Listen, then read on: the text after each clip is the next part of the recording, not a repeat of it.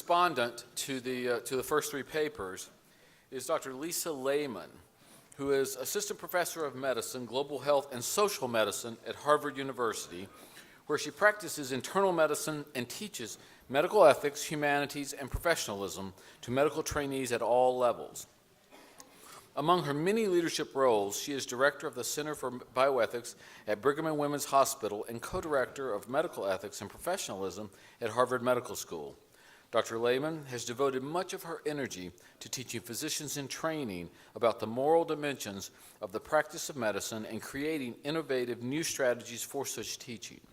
We're delighted to have her with us today to respond to the morning papers, and I would also want to note that important for the context we're in today is a couple of pieces of information that Dr. Lehmann passed on to me, that she also studied Talmud at the Midrashet Lindenbaum in Jerusalem and Drisha Institute in New York. So she's not in an unfamiliar community to be among our theological scholars, etc., and actually described herself as having had that struggle many here may have had between, do I take my pursuit of my scholarship and commitment to study, do I take it the direction of religious study, or do I take it toward medicine? And so we're delighted that she actually did both, and are pleased to have her with us today to respond to the morning papers and to the overall question of setting the practice of medicine in the context of a good and faithful life. Dr. Lehmann.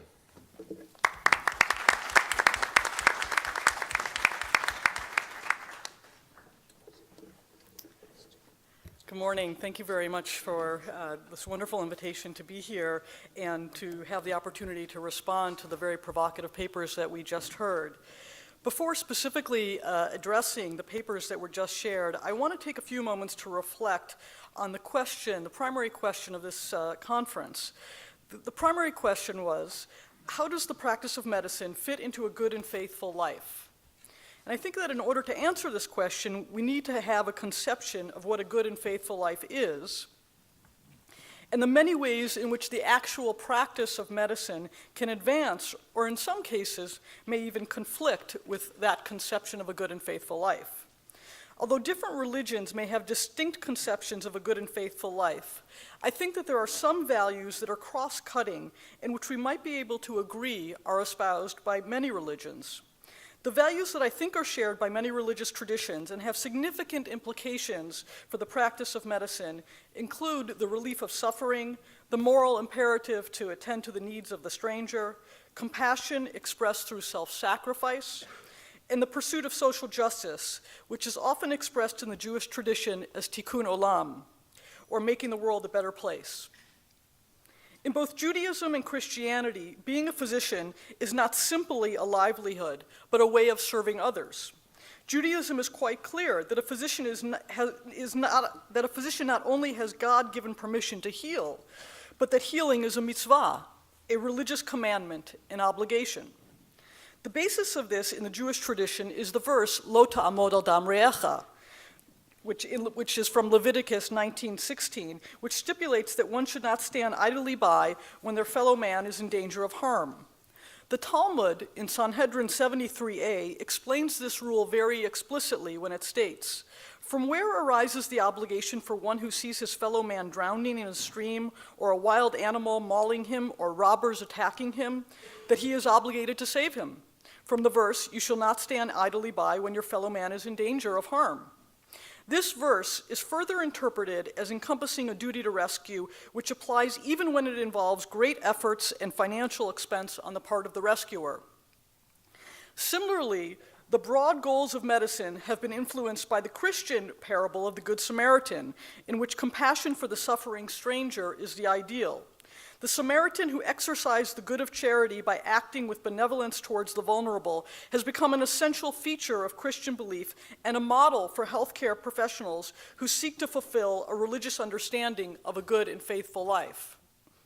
These values, compassion, benevolence, concern for the suffering of the stranger, tikkun olam, are broad concepts that inform both our understanding of a good and faithful life and our choices about how we practice medicine. For example, do we have a concierge practice where we treat only those who can afford to pay for our services, or do we take care of a socioeconomically diverse group of patients?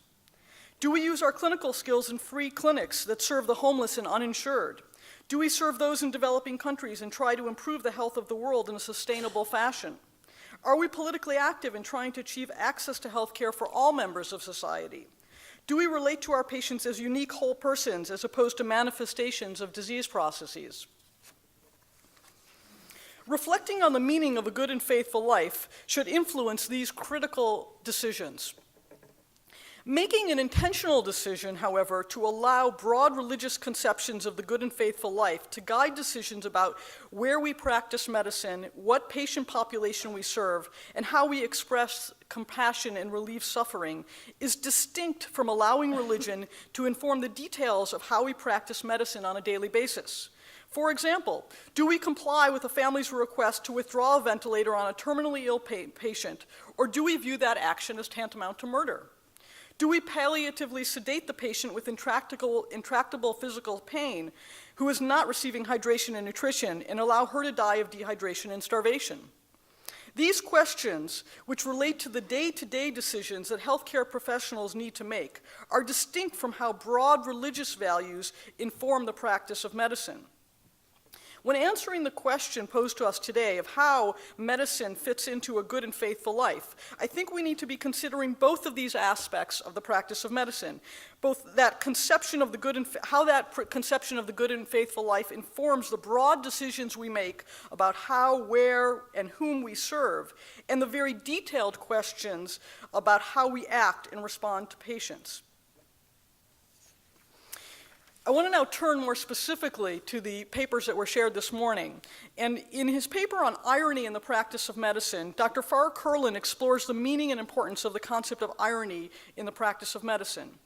He argues that how physicians respond to irony will influence whether they are able to experience the practice of medicine as consistent with the broad goals of living a good and faithful life, or if they become detached and cynical.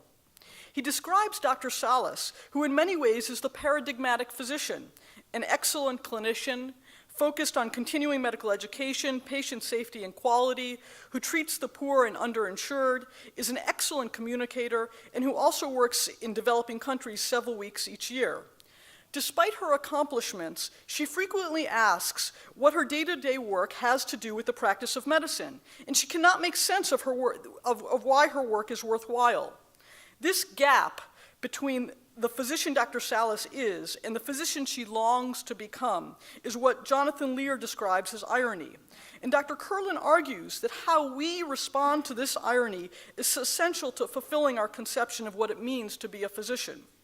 The experience of irony and how we respond to it may indeed be very useful in helping us achieve our ideals.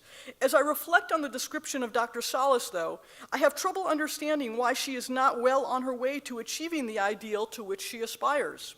She does embody the many characteristics of the paradigmatic physician, so it is difficult to understand from where her question springs. Perhaps the expectation that an individual who longs to live a life of service through the practice of medicine can achieve this in totality through a single type of service, or have this expressed in every act of their work, is misguided. Fully realizing the practical identity to which Dr. Salas aspires is an ongoing process that may be interrupted by intermittent tasks that don't seem consistent with the broad humanistic goals of medicine. These mundane and time-consuming parts of the practice of medicine are necessary from a practical perspective, but certainly should not define the kind of physician a person is or whether she is living a good and faithful life. The time that I spend filling out forms or completing paperwork may seem at odds with the reasons why I went into medicine. They take me away from my true calling, the human interaction and desire to relieve suffering that motivated my choice of medicine as a profession. Nevertheless, they don't diminish the importance of other aspects of the practice of medicine that are directly related to the humanistic reasons why I chose this profession. Dr. Salas is bewildered in part because she acknowledges that in many ways she has achieved the ideal of socially established standards for medical practice, but yet that seems to be insufficient. Her experience of irony seems to go beyond her own practice to that of medicine more generally. She may feel that medicine as a profession has failed to live up to its ideals of altruism, integrity, and respect for others. These ideals are part of our conception of medical professionalism. But yet Dr. Kurland suggests that medical professionalism is a new construct that is all left-hand sense. That is, it is a social pretense, a thin requirement to ensure quote-unquote effective medicine. This left-hand sense of medicine and being a physician is contrasted with the right-hand sense of a physician, which seems to be a more authentic and virtuous conception. I think, however, that what exactly is this right-hand sense of medicine and the physician needs further elaboration. Yes, Dr. Salas may not be fully satisfied with either her personal practice of medicine or the current state of medical practice. But just because she has not achieved her aspirations does not mean that her actions are a social pretense. The suggestion that medical professionalism is merely, quote, a residue when aspirational notions of medicine have lost their moral mooring, unquote, misses the importance of this value to transforming the culture of medicine. Medical professionalism does not refer to a hollow language, but is an expression of core values that will hopefully be internalized by physicians such that both the practice of medicine and physicians are transformed. The core values of professionalism derive from the universality of disease and begin with caring and compassion. All three papers presented this morning share an emphasis on the significance of encountering patients. Dr. Kurland argues that encountering individual patients is the best resource for ironic practice. Rabbi Dorff highlights Judaism's emphasis on the patient as a whole integrated person. And Dr. Solmacy's exploration of a theology of witness in the context of medicine relies on the unique interaction between patients and physicians. The humanistic values that ground medical professionalism, and which are central to the practice of medicine, are based on our shared humanity, our common experience of illness, compassion, caring for those in need, and the value we place on human relationships. The renewed focus on professionalism within medicine has defined attributes and behaviors that begin with the foundation in these humanistic values, and I think we should be careful not to dismiss it too quickly. Although religious concepts and practices may help physicians recognize and respond to irony, medicine needs to inculcate values, attitudes, and behaviors that can speak to all physicians, religious and non-religious. For a majority of physicians, prayer is not a habit from which they can draw. If we really want to transform the practice of medicine, we need to find a language and meaning that can speak to the entire population of physicians. And medical professionalism, I think, is an effort to do this. I therefore wonder if there's actually more overlap and synergy between visions of medical practice in the context of a good and faithful life and efforts to promote medical professionalism. Dr. Dorff's exploration of Judaism and the practice of medicine suggests that placing the practice of medicine within the context of a good and faithful Jewish life requires both attention to the broad humanistic goals, such as social justice and the impact of Jewish beliefs on the day-to-day practice of medicine. Judaism provides guidance on the details of how we should interact with sick patients, where we should sit when we visit a patient in the hospital, how long our visit should last, and how we can help infuse an ill patient's life with meaning by encouraging them to create an ethical will. It's not clear, however, how Judaism would respond to Dr. Salas's yearning and dissatisfaction. Clearly, the pursuit of social justice is a Jewish value, but it seems as if Dr. Salas has actually incorporated this value. Although physicians in Judaism are generally held in high esteem, as Rabbi Dorff noted in his paper, the Talmud makes an enigmatic statement that seems to contradict this when it says, quote, "The best of physicians belong in hell." Rashi, a medieval commentator on the Talmud, speculates on the reasons for this statement, and I want to share with you two of the reasons that he provides for why we have this statement in the Talmud. The first is that physicians do not pray. And the second reason he also gives is that physicians have the power to heal the poor, but they don't heal them. Rashi's suggestion that physicians should pray is striking. Why should we care about a physician's relationship to God? Why is it not enough for physicians to be skillful and possess a high degree of medical knowledge? One possibility is that a physician who prays is humbled and is willing to acknowledge the presence of a divine being who is a partner in the effort to heal.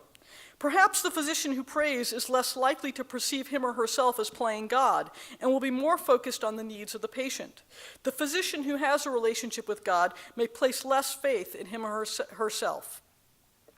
The other reason that Rashi gives for why the best of physicians belong in hell is also very telling about his conception of the ideal physician. He suggests that physicians are not healing the poor when they can and they should. Presumably, the reason why physicians don't heal the poor is because it's not financially profitable. The poor cannot compensate physicians for their time and effort.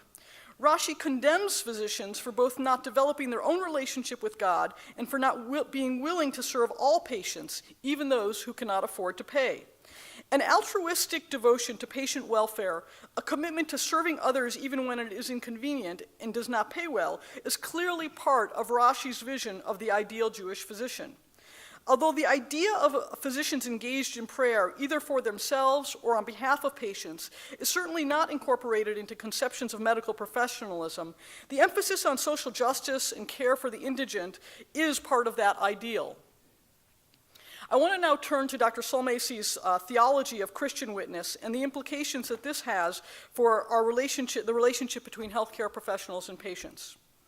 Although the idea of witness is rooted in Christian scripture, it seems as if there are many aspects of and implications of this theology that are characteristics of an ideal physician more generally. Every physician should recognize the privilege that they are being given in caring for patients. Recognizing that patients are our most powerful teachers is something that should not be limited to either Christian or religious physicians. My hope is that all physicians can understand the significance of their encounters with sick and suffering patients.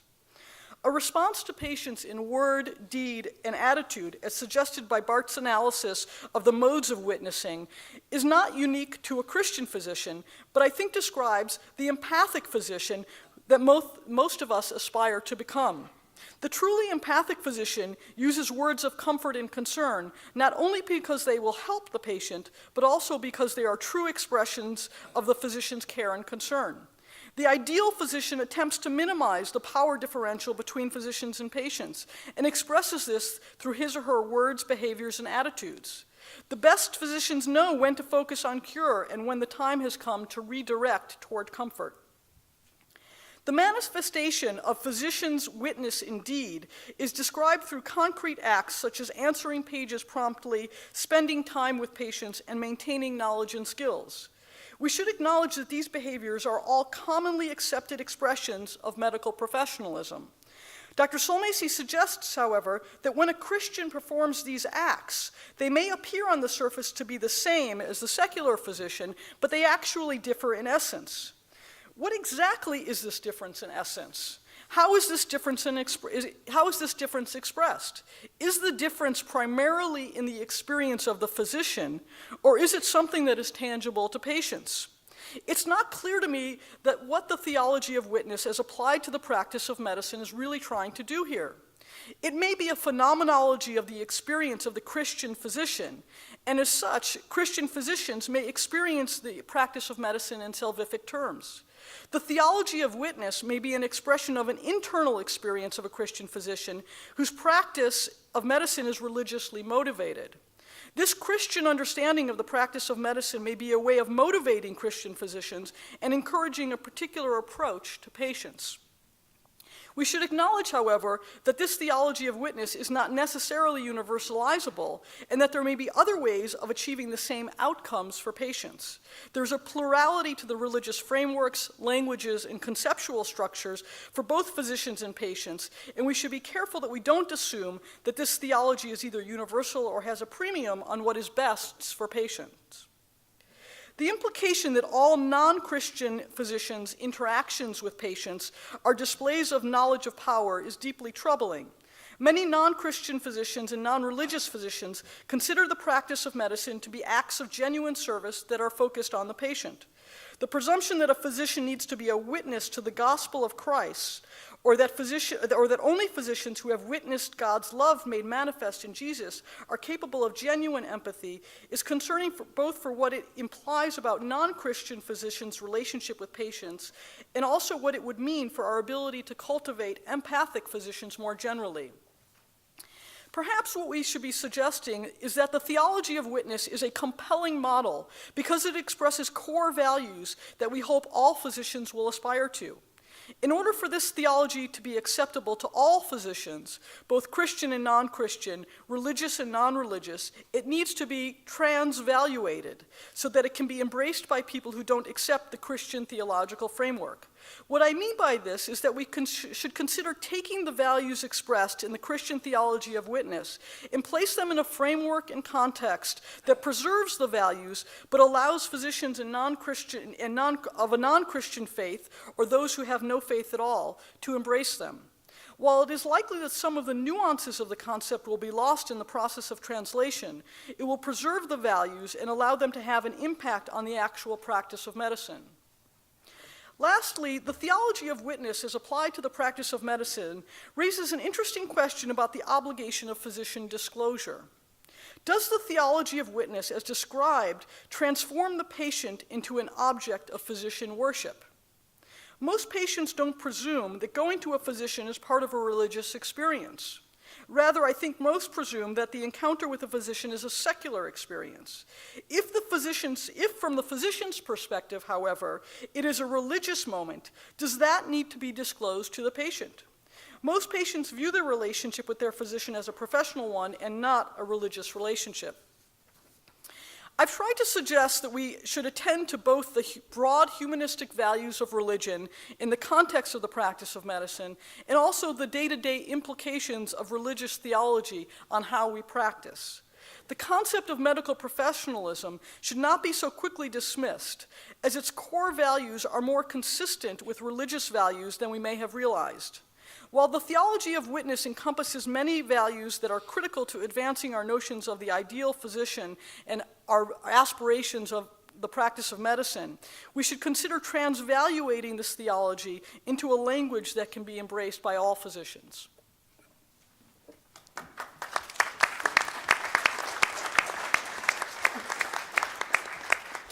Thank you so much, Dr. Lehmann. Our second respondent is someone known to many of you here at University of Chicago, Dr. Marty. He is the Fairfax M. Cone Distinguished Service Professor Emeritus here at the University of Chicago Divinity School. Professor Marty was ordained into the ministry in 1952 and served for a decade as a Lutheran parish pastor before joining the University of Chicago faculty, where he taught religious history for 35 years and where the Marty Center, established in his honor, continues to promote research in all fields of the study of religion. He has published more than 60 books and 5,000 articles. Check that out in PubMed. No. On the ongoing history of religion in America.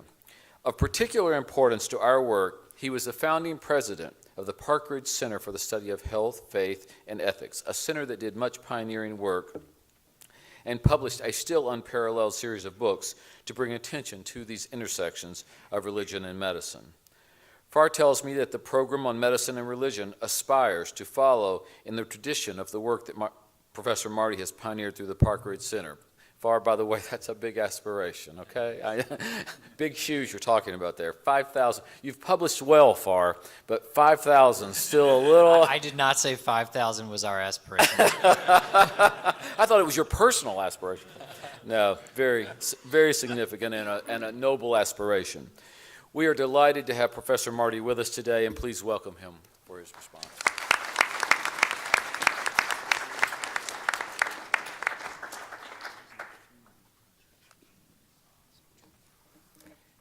Dear colleagues, dear friends, the text for my morning meditation is the first line of the brochure.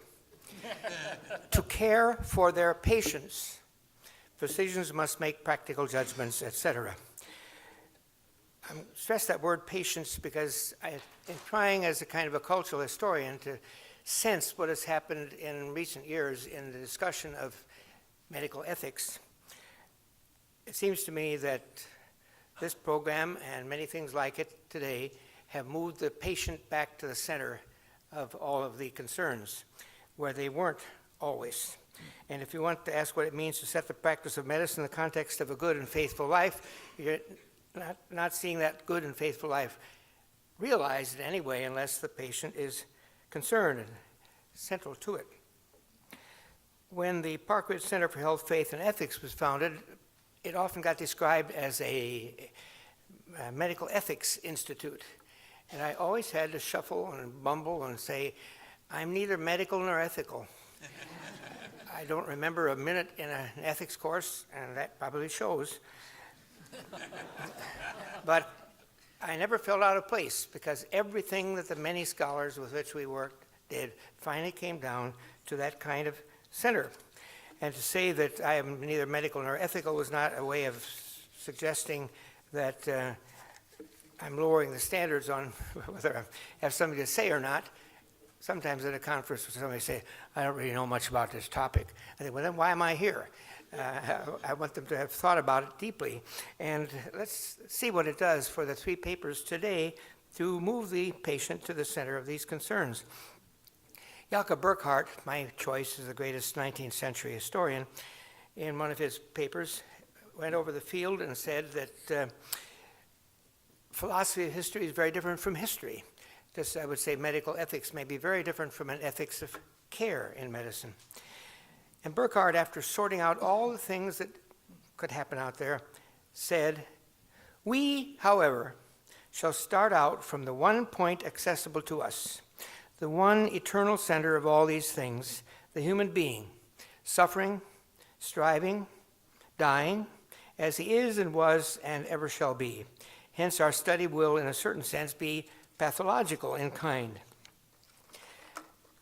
When you start there, you have different concerns, and I think they're the concerns that Farr Curlin and this program is devoted to, and this pioneering conference does. It forces a great deal of accent on the listening and on the individual attention. When I say patient, I'm not talking about just that patient, but patienthood too. William James, in The Rise of Religious Experience, says you cannot understand anything unless you classify, label, catalog. You do that in the cancer research centers, you do that in politics, and so on. You have to classify. But James said you will always miss something, the person. He said if you could interview a crab, the last thing it would want to be is classified as a crab. And if you changed it and said, I'd like to classify you as a crustacean, the last thing it would like to be is classified as a crustacean. It would say, I want to be taken for who I am. And he even put in capital letter, for myself and myself. I think that the earlier versions of medical ethics that dominated the culture not many years ago didn't have this same kind of accent on listening and on trying to identify the peculiarities of what went on. The culture, in other words, has shifted, and in a way I think this program is subversive of what had been or ahead on what's coming. I learned that during the Park Ridge Center years when Dr. Mark Siegler came on the scene here, and always in every conference we had kept bringing us back to these kinds of questions and a culture that came. I don't think you have to interpret his concern or these concerns as one more accent on individualism in the culture. There's enough of that running around already. Autonomy, which was very big now, is really shifted to a much more communal kind of accent. And I think these papers today will illustrate that. For Farr Curlin to start with irony was quite a challenge. And I imagine many of you were very busy catching the twists and turns that go with irony along the way.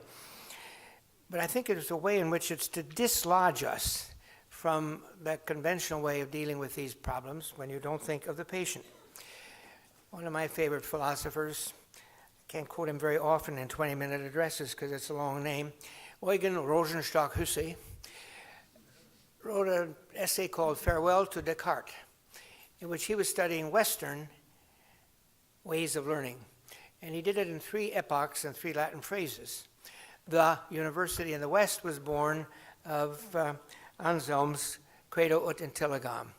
It begins with belief, I believe, and therefore I understand or aspire to it, which did a lot, but it was limited, and in the modern period, Descartes was the center, and for this it was cogito ergo sum, the skeptical approach, which did a great deal, but at the time Rosenstock-Huessy was writing, he said the same wonders that gave us modern humanities and philosophy and history and wonderful in technology and cures, also gave us mustard gas and new weaponry and a nihilistic approach to life. And he said, we need a new one now, and the third one, which has always appealed to me, is respondio et se mutabor. I respond, although I will be changed.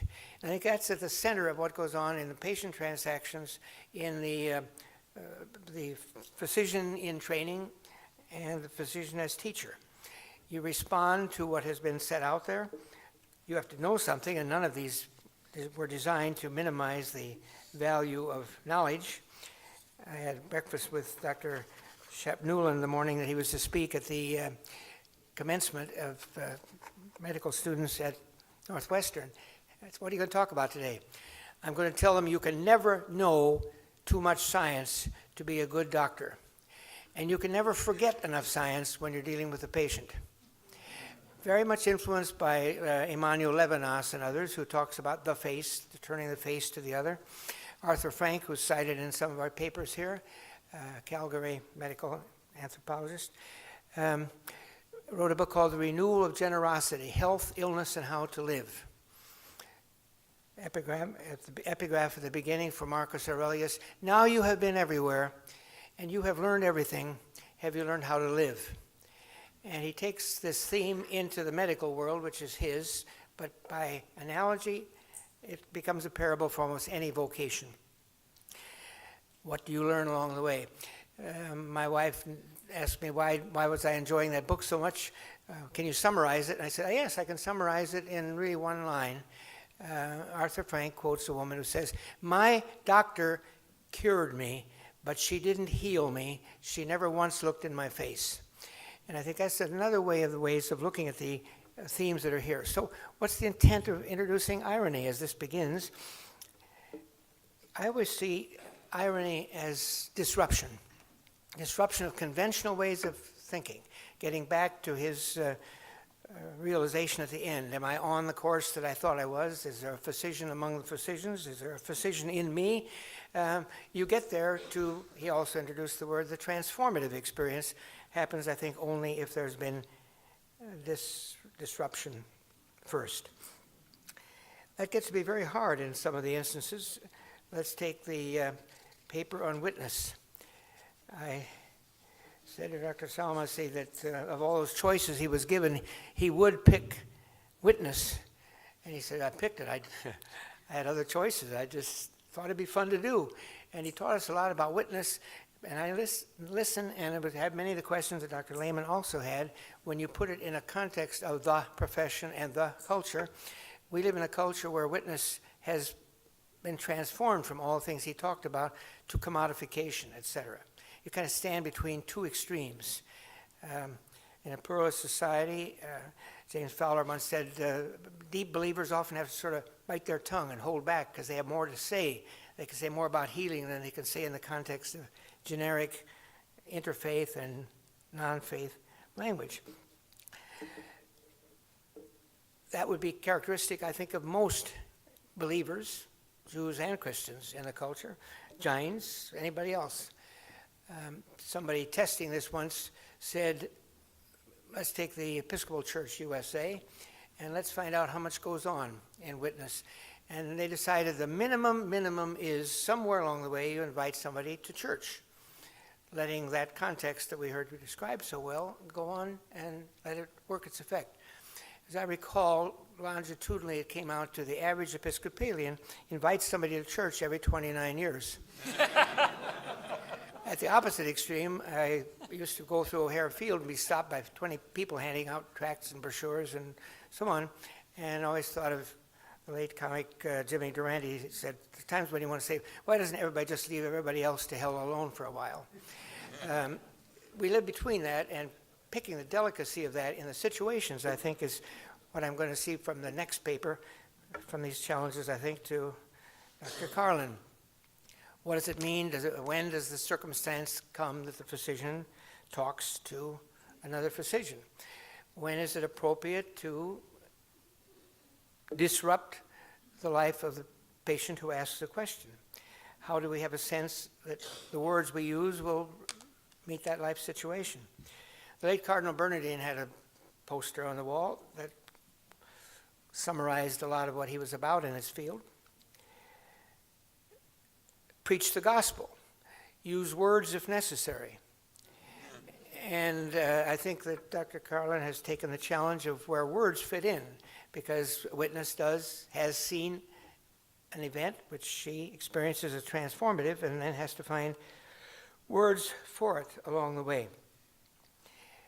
I don't think there's any place to escape the fact that we have the identity that Dr. Carlin suggests we have to appraise ironically. I taught some courses in ministry at the University of Chicago, and we'd have people from many different faiths, but we always had one cohort, and maybe some of you are here, from with Meadville Lombard, which is a Unitarian Universalist, which is the most liberal and expansive and protean of the faiths represented. And they'd always say, now, you got a different breed of people in front of you here in that class. You got Catholics, you got Methodists, you got all these Jews, you got all these people, but we're from Meadville, and other students would say they were the most predictable people in the room. We knew exactly what their canon was, who they were reading, etc. They were real articulators of a vision, a very legitimate vision to use in healthcare, but there's no escaping it.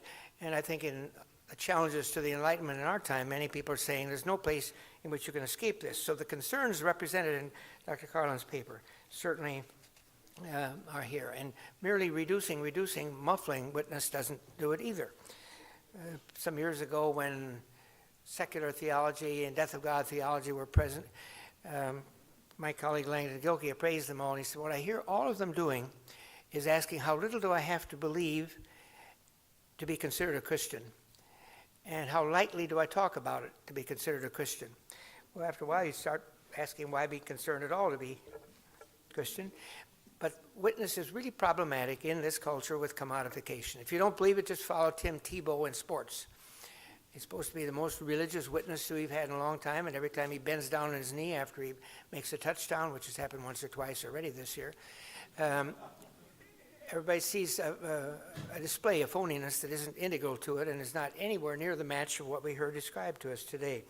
So I think irony is important, and getting the handle on it, praising it, experiencing it, letting it work on you, can be a turn along the way.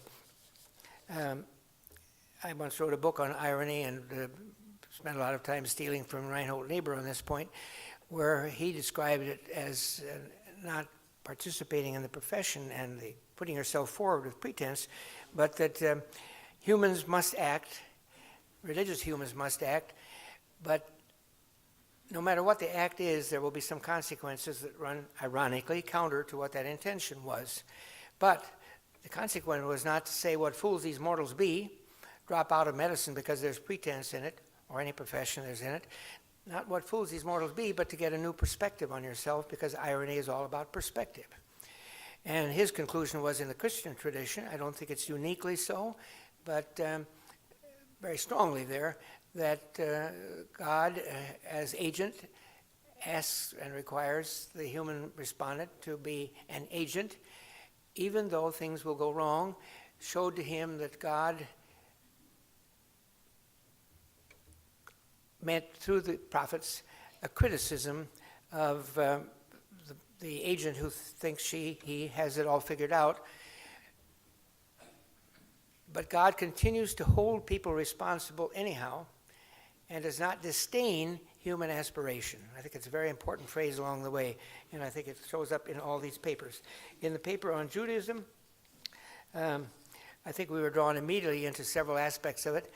The Jew, by her presence, in a sense, is a disruption of the way the larger culture thinks. The diasporic Jew is never in a culture that she invents. In our culture, we hear big debates that we're a Christian culture.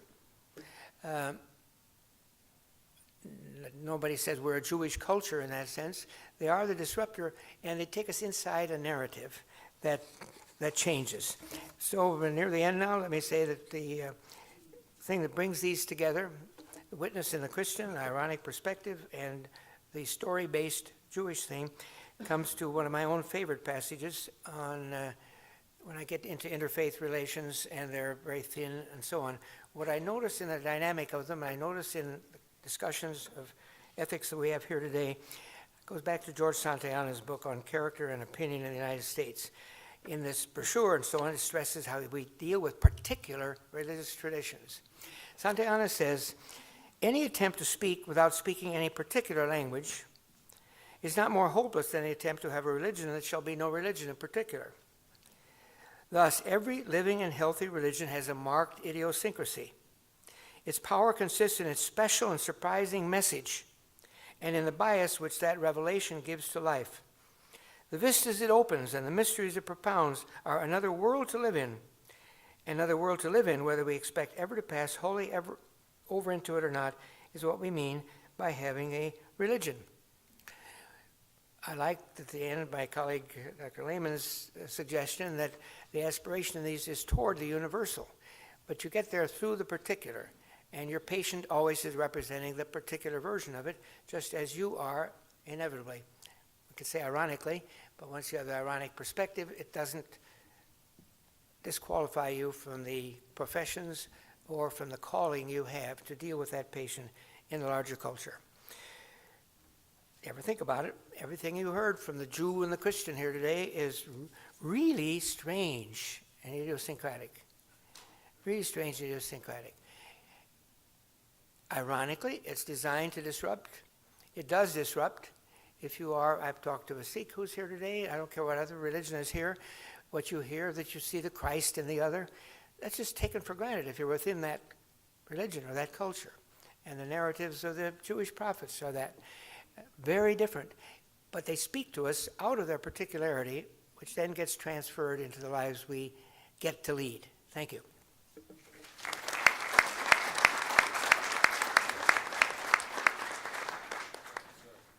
Okay. Thank you. Truly a thank you to all of our presenters this morning and our two respondents. And we now have a chance to engage that. What I want to offer first is for the three presenters to each, having heard two very thoughtful engagements with their work, each of you guys, just a few minutes, maybe to have a chance to respond if you want, and then we'll open it up to questions with the audience. How's that work for you? Okay? Bar, you can go ahead. I thank you both for your responses, and I'll very briefly just comment. I agree with Professor Marty's comment that the thing about irony is it's disruptive, and it's a disruptive, dislodging experience that does, in a way, just it doesn't, as I should be clear, irony doesn't tell us what's wrong. The experience doesn't. It just confronts us with the possibility that we have not got at all what we think we have gotten right. And so in a way, I like the quotation from Marcus Aurelius, now you have been everywhere and you have learned everything, have you learned how to live? And with respect in part to Dr. Lehmann's comment about Dr. Salas, I think this character that's in the paper that many of you read, and I'm not sure is going to be in the finished paper, but setting that aside, there are people like Dr. Salas who are asking themselves, I've fulfilled these standards to the best of my knowledge. My colleagues say I have, and I sense that I have. I've done all these things that seem to fulfill what I've been taught and what I know it means to be a physician, but I sense I'm not, that I really have not grasped what it means to be a physician. Now, whether they should or not experience that is a question that certainly irony doesn't answer, but I think it is a fact that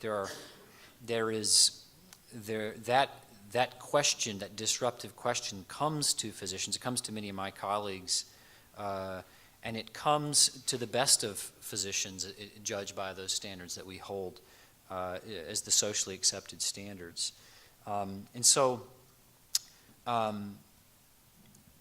One other comment maybe about the issue of professionalism. I think I combined problematically in my comments on professionalism the point that was central to the paper, and then maybe some of my own unargued but more just kind of thrown out criticisms of the professionalism movement, and I should have left the latter off. The main point I think that's central, if it's true, is that the right-hand resonances grow fainter when you move from the question of what it means to be a good physician to the question of what it means to be an ethical physician, to what it means to be a professional physician. Now that may not be the case, but it seems to me in my experience inwardly, as well as observing others, that there's not the same kind of right-hand resonance, longing, a sense of being called out and towards something in the language of professionalism. Clearly, as both of you said, the answer is not to sit still, throw up one's hands, do nothing, or just lob grenades from the sideline. And I think professionalism is, the language of professionalism, the work of people teaching professionalism, may be the best we can do in our context, in part because the context seems to insist that we need to be able to speak to everybody at once. But it just seems to me, the comment I was making there is, it seems to me that it's, although maybe the best we can do, it doesn't have the same kind of right-hand resonances of those earlier forms of language.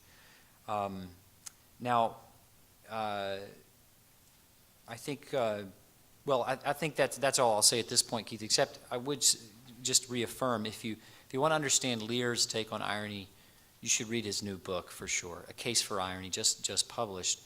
And, the two key reference points for Jonathan Lear's analysis are Kierkegaard's use of the term, and then, of course, Plato's account of Socrates as an ironic, sort of the paradigm of ironic existence. So I haven't, I think, done, and I'm not capable of doing full justice to that, so I commend those to you. Thank you, Farr. Elliot? Just one comment on the Mishnah that Dr. Lehmann pointed out. First of all, I have to make sure you understand the timing here. The Mishnah was edited around, which is one of the first collections of the Jewish tradition, was edited around 200 or so of the Common Era. Rashi lives in the 11th century. And when I think, the reason I mention that is because I think that what the Mishnah meant is not what Rashi took it to mean. I think what the Mishnah meant was that the best of physicians should go to hell because they can't fulfill what they promise. I think because in the 2nd century, curative medicine was just not very good. And I think that's actually what the Mishnah had in mind.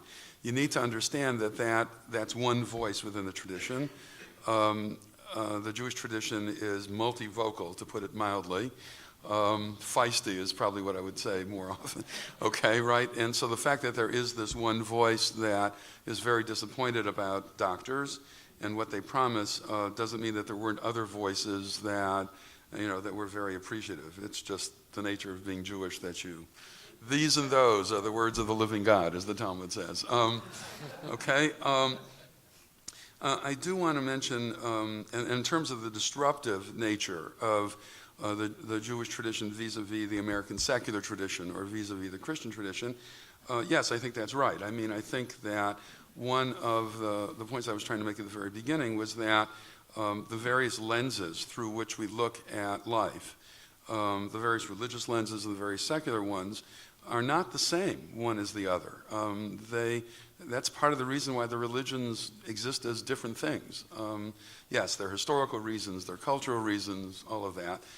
But in the end, there are also philosophic reasons. I mean, I think the ideal person and the ideal community, if you just ask simple questions, is the ideal person married? Okay, in the Catholic tradition, priests and nuns are not married. In the Buddhist tradition, a Buddhist monk is not married. When I was in rabbinical school, at that time it was all men. We were told we'd better get married while we were in rabbinical school, because if not, within the first year out, the sisterhood would make sure, right, that we were married. So if you wanted to have any choice in the matter, right, you better do it before you finish school, right? I mean, it's a very different way of looking at things. Is the ideal person educated? There are some traditions that are that are esoteric, where only the Mormons, for example, only the leaders of the church know the real secrets of the tradition. Until the Second Vatican Council, the Catholics had an index of books that were off limits to lay people unless they got special permission. to read them. So, I mean, you need to understand that these various lenses of the world are not one and the same, which, if I may, it leads me to, I want to expand on a question that Dr. Lehmann pointed out. I do think that one of the things that we have to talk about in the pluralistic society in which we live, and in which I glory, by the way, I think one of the reasons why I'm very proud to be an American is that the United States is the most expansive experiment that has ever existed in the world in pluralism. And in people from a variety of different cultures and religions and all of that being able to live together and even flourish from one another. You know, I mean, think about some of the problems that Western Europe is having right now with its Muslim constituency. And, you know, and think, I mean, you know, we have had our problems. I'm a product of the civil rights era and all of that. We certainly have had our problems. This is not an ideal society. I don't think there is such a thing. But the point is that, I mean, I think I'm very proud of the fact of the pluralism within America. But what that means is that if I were a Jewish physician treating a Catholic patient or a Lutheran patient, right, to what extent does my Jewish commitments rightfully or wrongfully enter into my interaction? I mean, if Dr. Lehmann is right, I'm supposed to be there simply as a professional, and then the patient doesn't want to hear from me about religion, right? And by the way, if I'm treating a Jewish patient, my guess is the Jew doesn't want to hear from me about religion, okay, right? So I think but at the same time, I think the premise of this entire project is correct, namely that physicians can get a lot of meaning out of their religious traditions in terms of their profession, and that's one of the ways in which they can avoid burnout, among other things, but that's one of the ways in which they can understand themselves as doing something really important in life. Which leads me to one question that I wanted to mention to Dr. Ferlin, Dr. Curlin, I'm sorry. Anyway, what happens if Dr. Salas is just wrong, right? In other words, she's got this image of, the fact that she's not fulfilling what it means to be a doctor. But she's doing everything that I think almost everybody else in the world would say is wonderful about being a doctor. And maybe she just needs to be told, well, you're wrong about the fact that you don't think that you're an ideal doctor. As a matter of fact, you are, and I'll give you the following reasons for it, okay? Now, does it mean that I'm not ideal, that I'm not there for everybody at the moment they need to have me? Yeah, that's probably right, because human beings are not God, okay? So maybe there's just a little bit of, humility, I guess is the word, that needs to be induced in here, right, in terms of what we're able to do and what we're not able to do, right? There's some psychiatrists around in this room right now. Maybe she needs to have some sense of self-worth that comes from other areas of her life that she doesn't have. But I mean, I think there needs to be a limit to what we expect of ourselves, because we are, after all, human. Thank you, Elliot. Dan? I'll join my colleagues in thanking both Professor Marty and Professor Lehmann for their wonderful comments. I'll start with maybe Cardinal Bernardine's poster, because in fact that's a paraphrase of the first rule of St. Francis, and it really doesn't get it accurately, because the rule actually says there are two ways of going among the Saracens. The Saracens were the sort of Islamic community of North Africa at the time. You can, and the two ways are these. Preach the gospel openly if they will let you, otherwise go among them and live as Christians. And it's become popularized in a way that I think distorts a primary part of my paper, which is a distinction between evangelization and witness. I think the first part is evangelization, and the second part of it, going among them and living as Christians, is witness. And I recognize it was part of the critique that I wasn't as explicit about that in the paper as I need to be, and certainly will in subsequent drafts. Because I think that the witness, as I said in my presentation, is for everyone in all places at all times.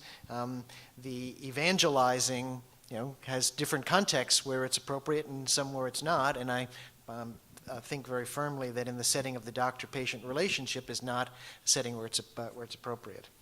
But that leads in, maybe back to Lisa's questions and some of the things that Elliot just raised. Is the very difficult question we have with pluralism and even trying to bring a group like this together, in the sense that and we have a lot in common across our religious traditions, there's no question about that. The method that I use towards particularly ethical questions and talking about these issues would be philosophical in order to speak precisely, to be able to speak precisely to everyone coming out of a natural law tradition. But I think that we all have to recognize what we lose in doing that is the particularity of our traditions. It's just a point of fact that for a Christian to be saying that what they're doing only involves values that can be transvaluated loses something very deep for someone out of the Christian tradition. I suspect out of any tradition. You belong to that tradition and root yourself in it and affirm it because you think it's life-giving and it's true. If that's the case, then there have to be times where we can at least understand ourselves theologically within a community as acting out of the belief that what we hold is actually true. My view is that in many cases, particularly at the spiritual level, when a Jew speaks as a Jew, a Buddhist speaks as a Buddhist, a Christian as a Christian, that we get a fuller sense of the depths of that person's commitments and get to some resonances that do cut easily across traditions and are instructive to people in other traditions. But we, I think, do need a place for allowing people to speak out of the fullness of their traditions if we're actually to allow people to be rooted in those traditions in a pluralistic society, and also respectful of the differences, allowing that depth to speak across the traditions. And I think there's a healthy moment for that, and that's part of what I think we're trying to do in this program. So. Thank you, Dan. Okay, what I want to do is I want to ask that our two respondents have just a real quickie opportunity if you want to make a comment back. While, if you have those of you in the audience have questions, please go ahead and start lining up at the mic. I'll appreciate, and then I would like for when you ask a question, state your name and your context from which you come, just so we can all get to know one another a little bit. That's part of the benefits of these kind of gatherings together. And so start to come together and respondent. Lisa, did you and Professor Marty have anything you wanted to? Just briefly, a comment.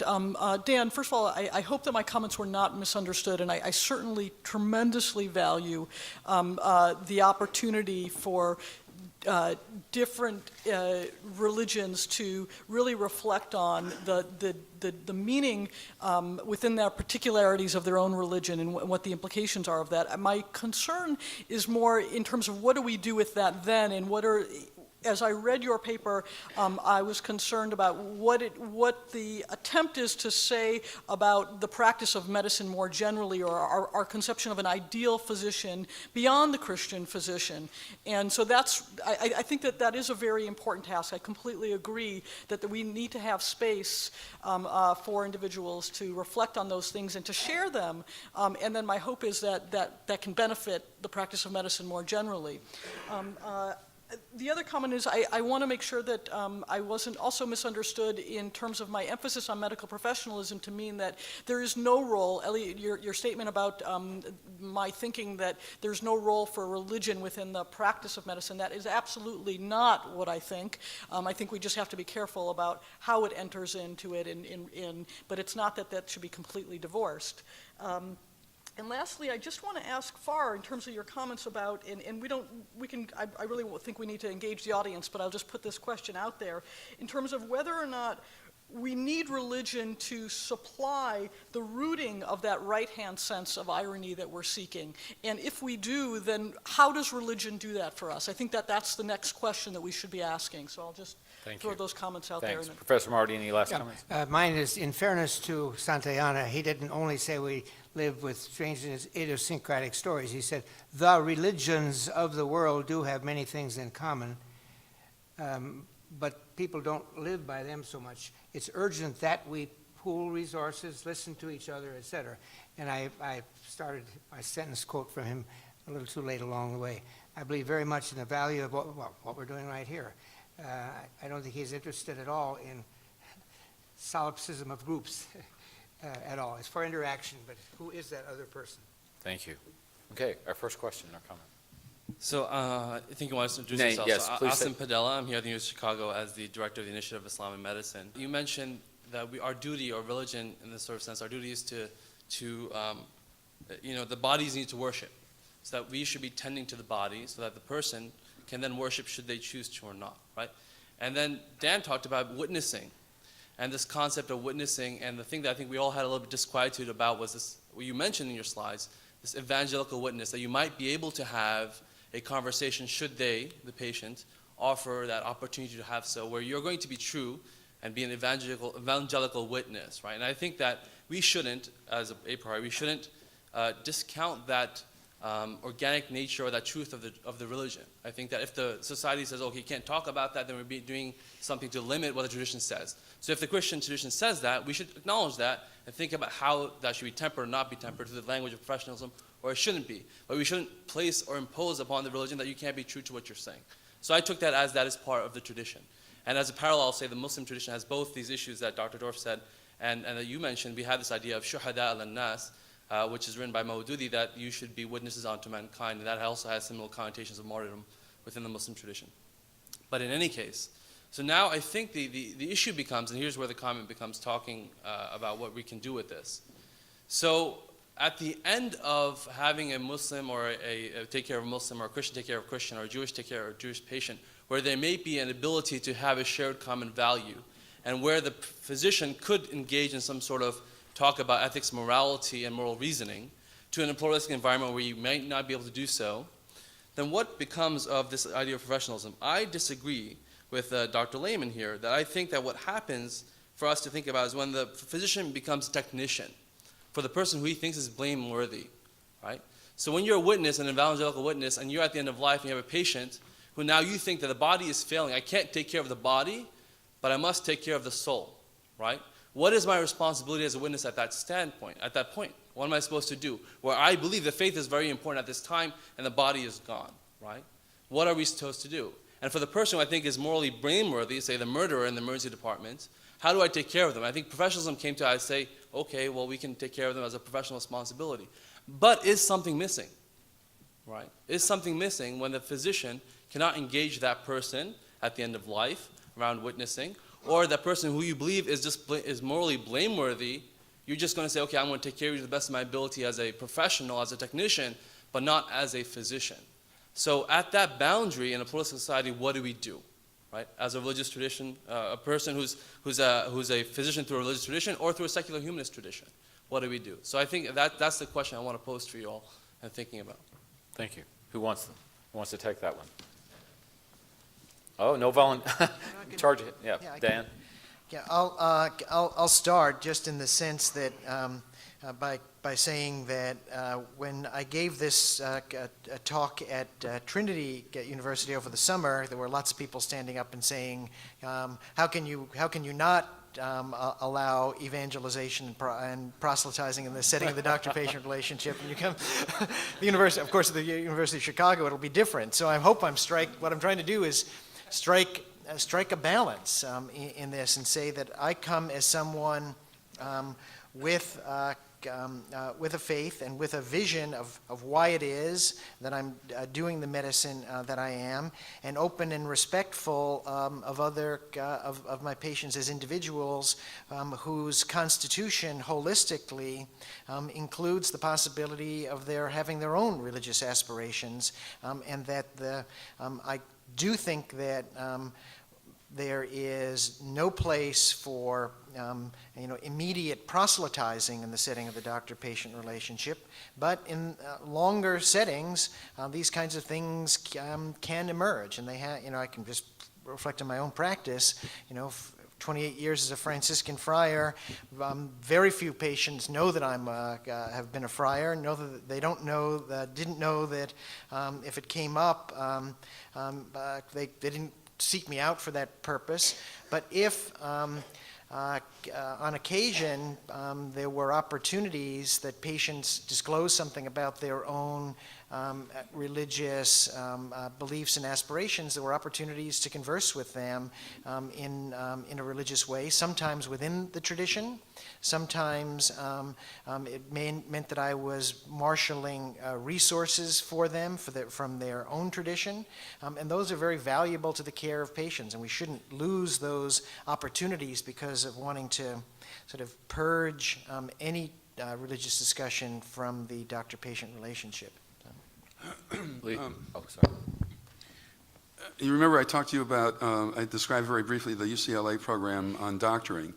The physician doesn't have to do everything. And after it's all said and done, if the physician discovers that, but should be aware of this, discovers that there are really religious questions that this particular patient is asking, the physician, even if the physician comes from the same religious tradition, might defer to a chaplain at the hospital to come in and talk to the person about these religious issues, right? I mean, medical training is not rabbinical training or whatever, right? So I think the physician needs to be aware of these other resources within the hospital and use them. On the second part of your question, I don't know anything about this, but I know that there are physicians who work in prisons, after all.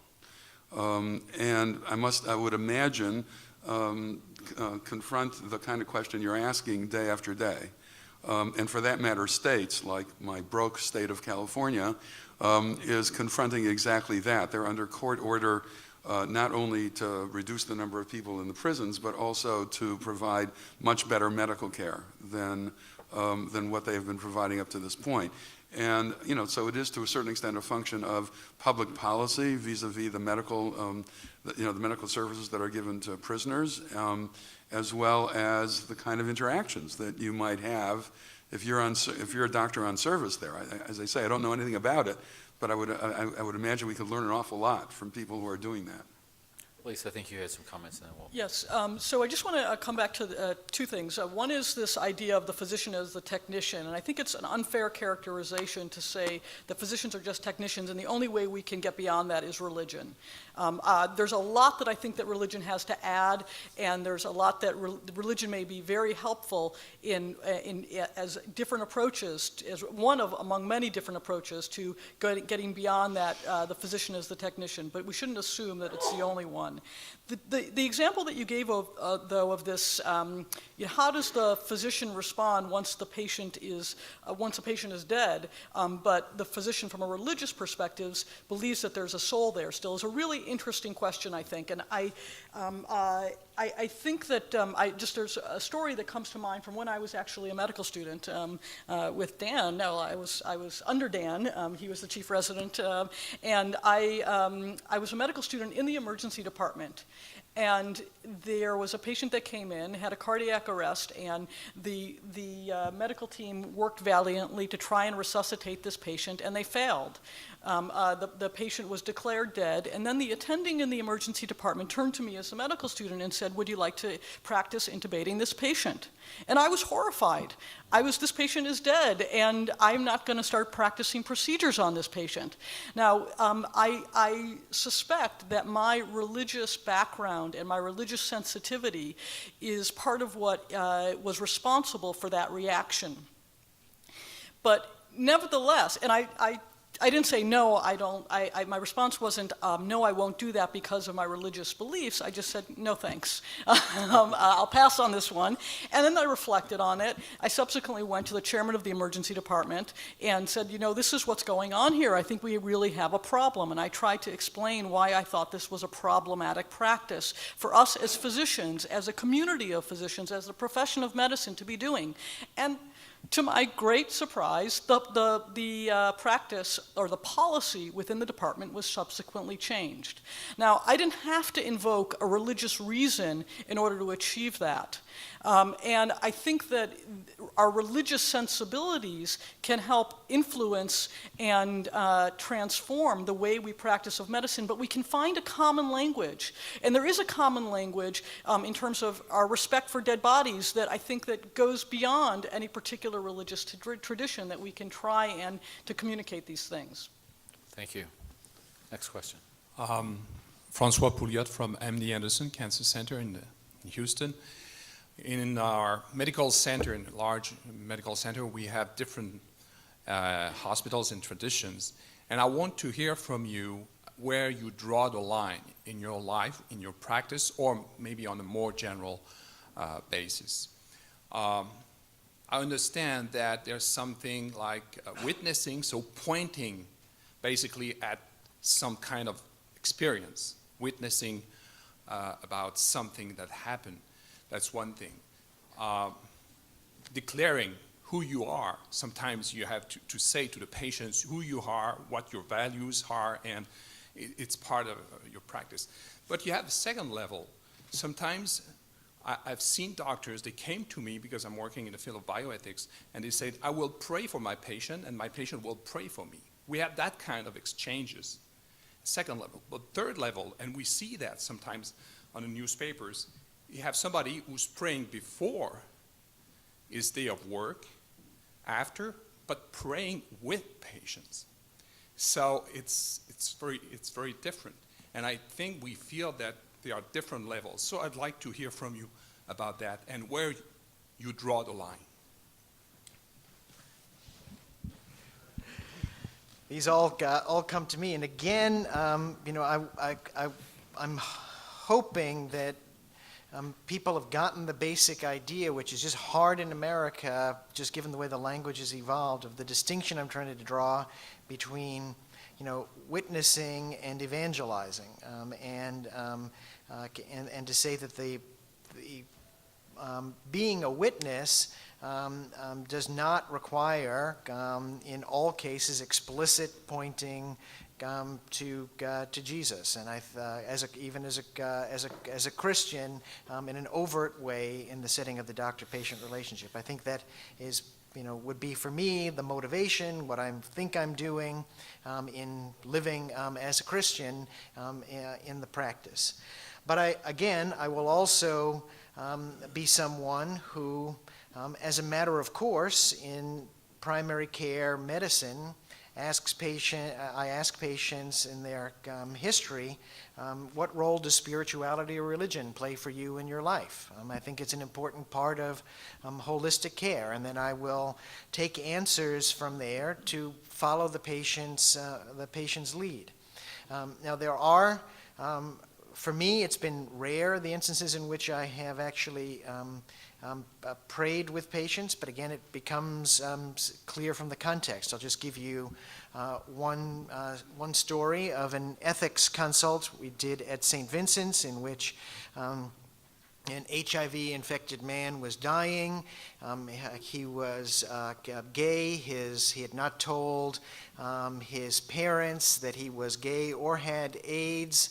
His sister knew, and now he's dying. His mother comes from Puerto Rico to St. Vincent's, finds all of this out. He's dying. Her first instincts are to accept the offer that was made, the suggestion made by the physicians to withdraw life-sustaining treatments as he was dying, and the patient's sister was absolutely refusing this, said he wanted to fight everything. You don't know him, Mom. You've been away. It was really, very tense. In the middle of this, it seemed appropriate for me, because the mother was saying it's against my Roman Catholic religion to withdraw the ventilator, and this has got me conflicted, to reveal to her that I was a Franciscan friar as well as a physician, knew something about this, and that it's okay within our tradition to do that under those circumstances. This became very helpful to her in terms of the decision to withdraw life-sustaining treatments in that setting. And she did it because she was painfully, because the daughter said, "It's your decision, Mom. I disagree with this," and left angrily from the room. Now the next day, I went to see what had happened after the ventilator had been discontinued, and as often happens, the patient was still, a few hours later, still breathing, not very well, but dying clearly, and the mother was sitting in the room at the bedside next to him, and I went in and touched her hand and said, "How are you doing with this?" She was saying, "Oh, it's so difficult, doctor."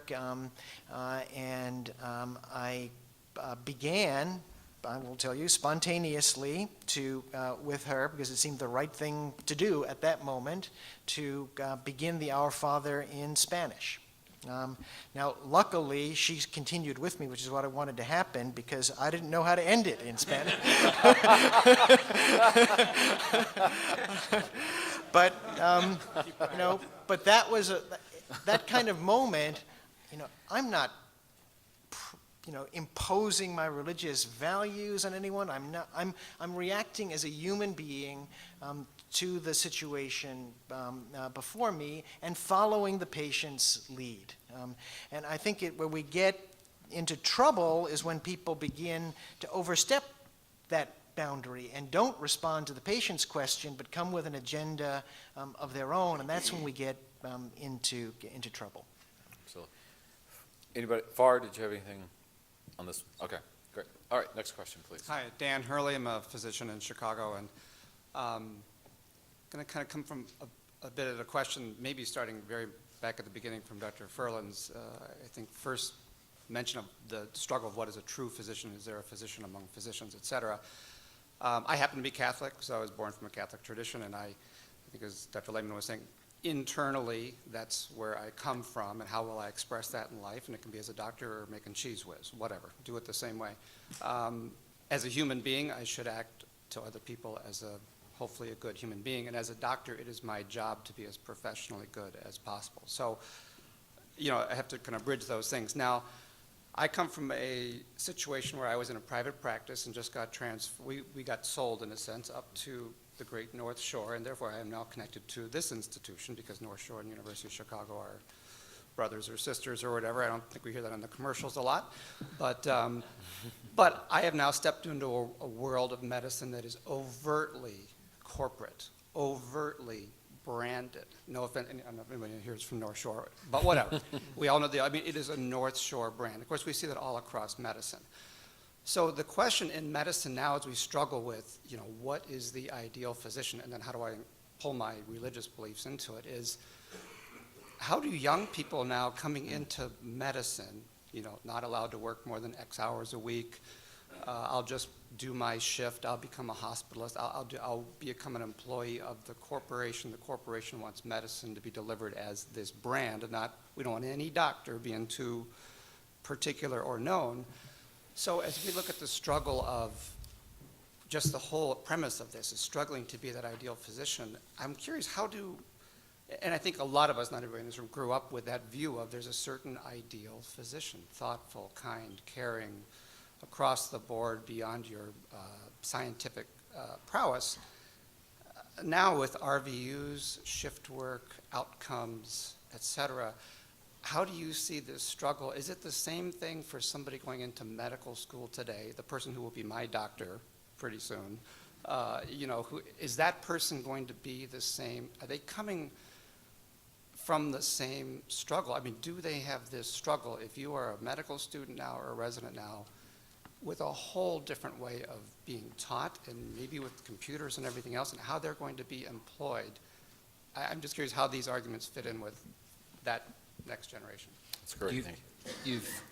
You've asked some big questions, and I'll just try to address briefly a couple of things that come to my mind. A very telling, and I think one of the most sobering statistics about this anomie, if you will, among practicing physicians is that the last I heard, I think it was roughly 2/3 of experienced physicians would not recommend going into medicine to someone who's considering being a physician.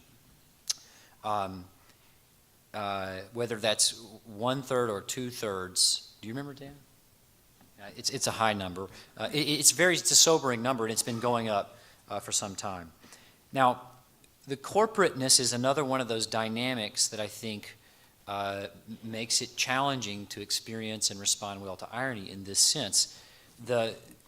If you are merely a member of the North Shore brand of high quality, high outcome medicine, then excellence. There you go. I mean, if you're just a part of that excellence, I just think it does not evoke in the physician the same sense of wow, what a high calling, what a wonderful opportunity to live up to. That's really beyond my capacities, but I aspire to be it. Than it is to maybe seek to be a good physician using all of your capacities and all that you bring to it. In other words, if the corporateness tends to push you to hide that distinctiveness behind this notion of excellence that you already sense has been corrupted, then it diminishes that motivation. It diminishes that sense of aspiration, and I think it therefore diminishes your motivation to keep doing that. And one way to keep you doing it is to pay you more, but eventually that seems to break down. I think you've really hit on an important area as we think about the future of medicine and the kinds of physicians that we hope to have and hope to take care of us. But at the same time, I think part of the answer here, we're very right to be concerned about it and to be asking that question, but part of the answer has to do with role modeling. And Harvard is not a medical school that is quick to change by any means, as I'm sure University of Chicago is not either. And I'm actually, I've been surprised at there is now recently a professionalism course in the first year of medical school, and there's in development a capstone course at the end of medical school to deal with a lot of these issues. And I think that there is a real emphasis on trying to put into place clinicians who are going to be those positive role models for our students who are going to be the next generation of physicians, so that we don't lose that. We're at risk of losing it, there's no doubt. But I think that it's going back to the education of our students and how are we doing that and who are the role models that we need to be thinking about. Great, thank you. Next question. My name is Michael Le Chevalier. I am an ethics student over at the Divinity School and one who visits the sick through the Catholic tradition. And Dan, I think that the word theology got you in trouble here a bit with the audience. And what I really heard through your presentation was sort of a theologically embedded practice, a practice of the self, though, not necessarily one that is reaching out to evangelize others, but that is really about how is it that through witness, physicians can constitute themselves as physicians. but not something that's done in isolation from the patient context. And it struck me that you said that we needed the first notion of the verb witness before you can move on to a second notion of the verb witness, that you are witnessing or experiencing an event. And within Catholic theology, we say that when one visits the sick, one sees Christ in the sick. Now, if Christ were nice or friendly, that would be very easy. It would be a type that you could just sort of come in with a preset theology, but inherently any notion of God is disruptive or other, as Professor Marty was bringing out. And so I wonder whether this as a practice and not necessarily as a set of core values can be translated both into a secular field as well as into other religious traditions, that inherently what witness speaks about is sort of acknowledgement of oneself, certainly, and one's tradition coming into a patient's room, but also a recognition of the patient as being idiosyncratic and disruptive. And that's more a comment than a question. Thank you. Thank you. Pointing toward the fact of Jesus not being nice points toward Stanley Hauerwas for the afternoon, too. So, next question. As I was listening and thinking about the conversation in the context, especially the questions about pluralism. Who are you, Dan? They were asking in the back. I'm sorry. Daniel, I'm just assuming everybody knows me. Daniel Strand, I'm a PhD student in the Divinity School. My own experiences cropped up in my mind, and the questions about our religion encroaching on one another, not wanting to evangelize, that word that always kind of triggers people, struck my own experiences as a very Western and especially American conversation. And the reason it struck me was an experience that I'll witness to in India of a Christian doctor who was well-trained, could have worked at he was in a major metropolitan city, and he could have easily have gone and made a lot of money for himself serving kind of the well-to-do. But he decided to treat patients in the slums. And most of the people who came to him were Hindus and Muslims. There's a high Muslim population in the city. And it was interesting to me to witness this and kind of be present to it. My wife and I, we just kind of helped out and watched on the sidelines, kind of in awe. But as these Hindus would come and this doctor would treat them, and they would pray together. And there was, I think for us that makes us a little uncomfortable, because then all of a sudden the evangelization bug hops in our ear. But they were actually quite open to it, and their goal was not evangelization. The Hindus, many of the Hindus asked the doctor to pray for them. That could be a cultural thing as well. And then after they got their medicine, they would have a woman, a local woman who I believe was a Christian, pray over their medicine as well. And I think just being present to that whole scene is a bit jarring, if you take that, because I think it challenges in many respects our sort of, I think it at least exposes our hang-ups, so, rightly, not necessarily all wrongly in the West and in America, about this sort of worry about faith interacting or this kind of religion-secular divide. But I guess I just present that as a sort of a different paradigm. And that's not the way all of India works. It's not all just happy, peace, and love. They definitely have their fissures in society. But it was interesting to see the way the harmony that they worked, and there was a comfortability. There wasn't this worry that the Hindus weren't so worried that this doctor was going to evangelize them. He was a medical practitioner, and they kind of sought healing.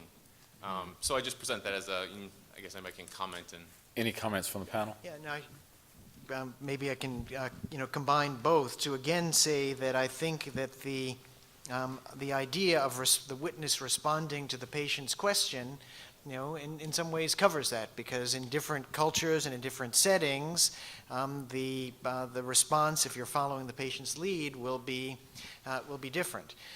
So it may work. That may work in India. I don't think it was going to work in Greenwich Village in Manhattan, where I worked at St. Vincent's, where 2/3 of the people declare themselves to be spiritual but not religious. And but there's a sense in which I think, going back to some of what Elliot was saying before, that if you are attentive to the needs of the patient, then it may be that you have to realize that you don't have the resources to do what the patient needs within that culture. So again, at St. Vincent's, we wound up, having a relationship with this Buddhist monastery in Chinatown, where we would get Buddhist nuns in to chant if that's what the patient needed at the time.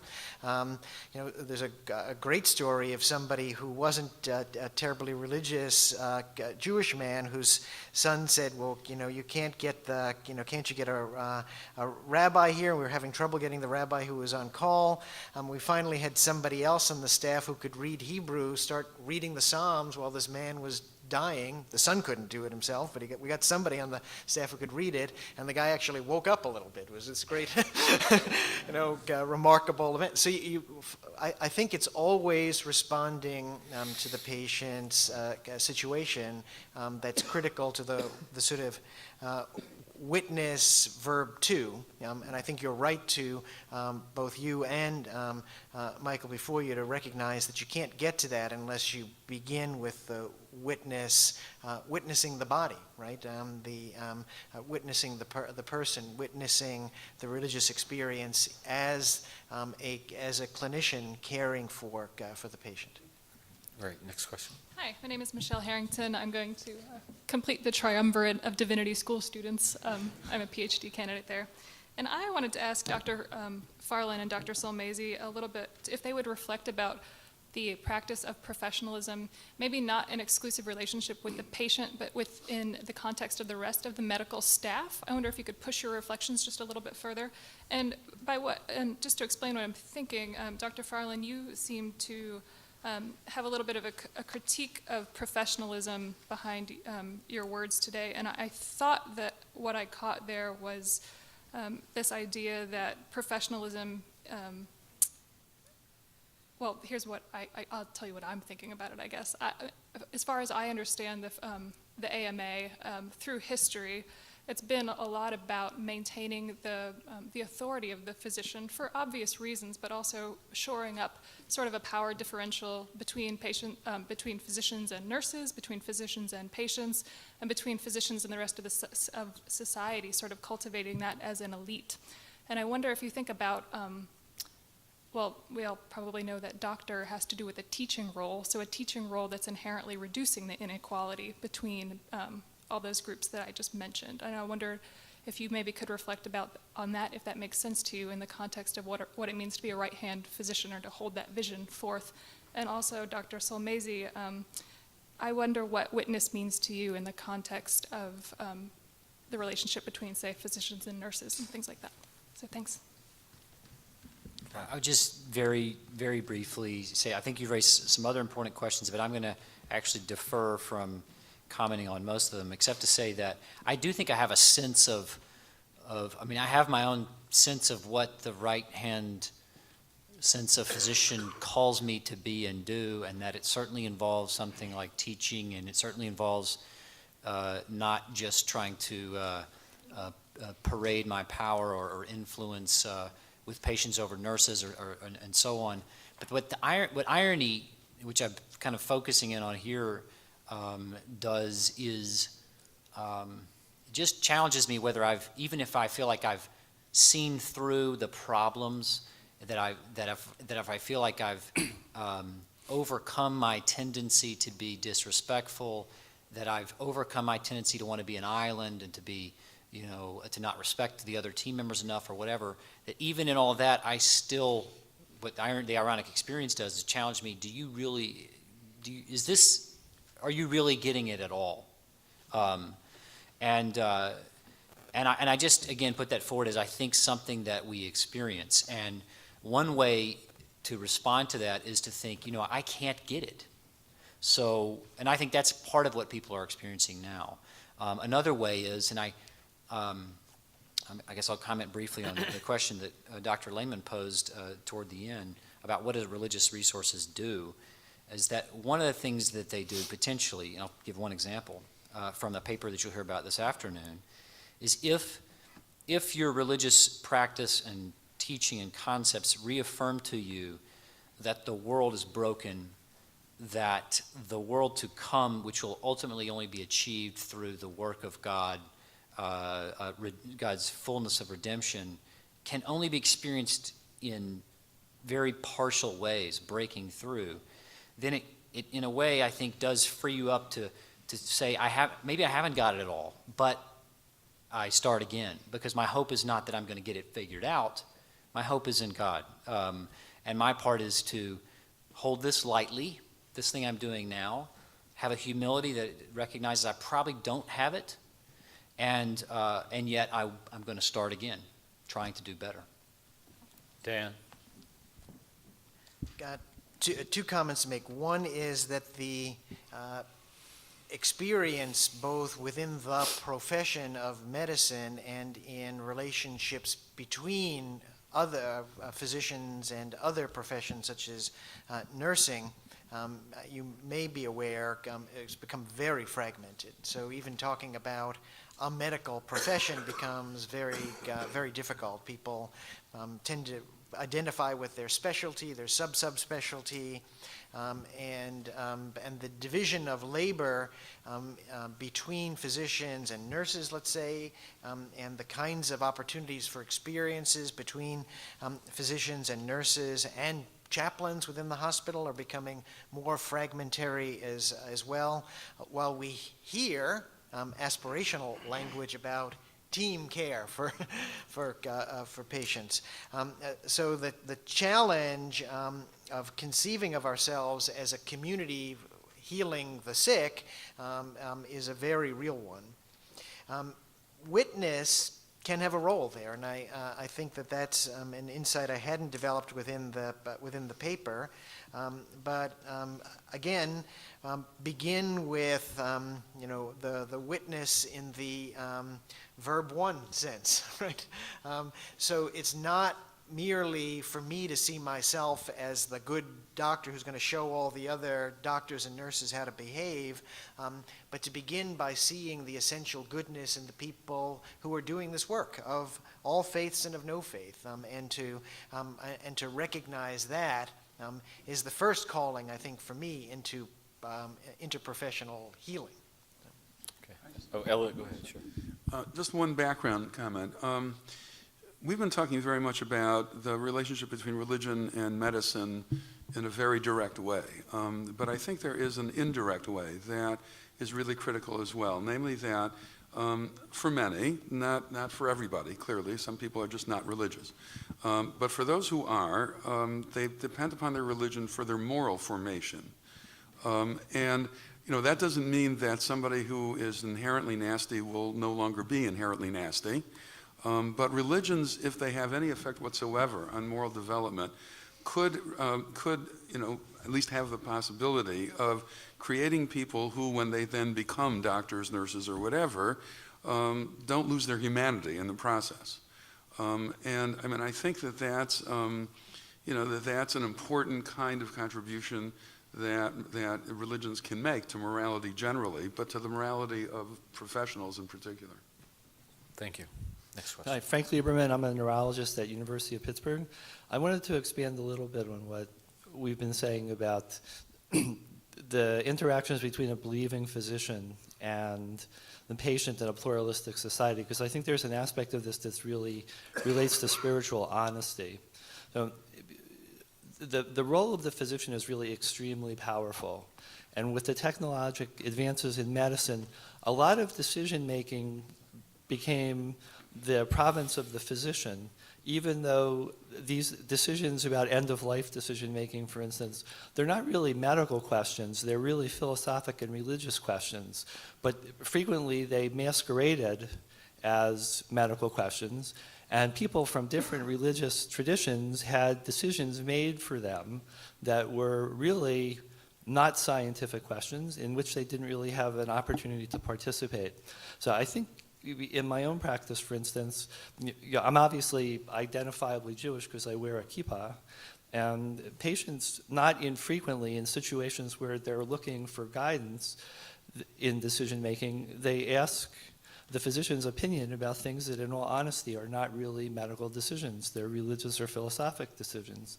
And I think the believing physician in that setting really has a responsibility to tell the patient what the physician's religious tradition would say, because that's obviously going to color the way you make decisions with the patient, but also to make sure the patient knows that these are decisions for them to make within their own religious tradition. And if it's not the same one, then they need to discuss those issues with the priest or minister that really does represent that tradition.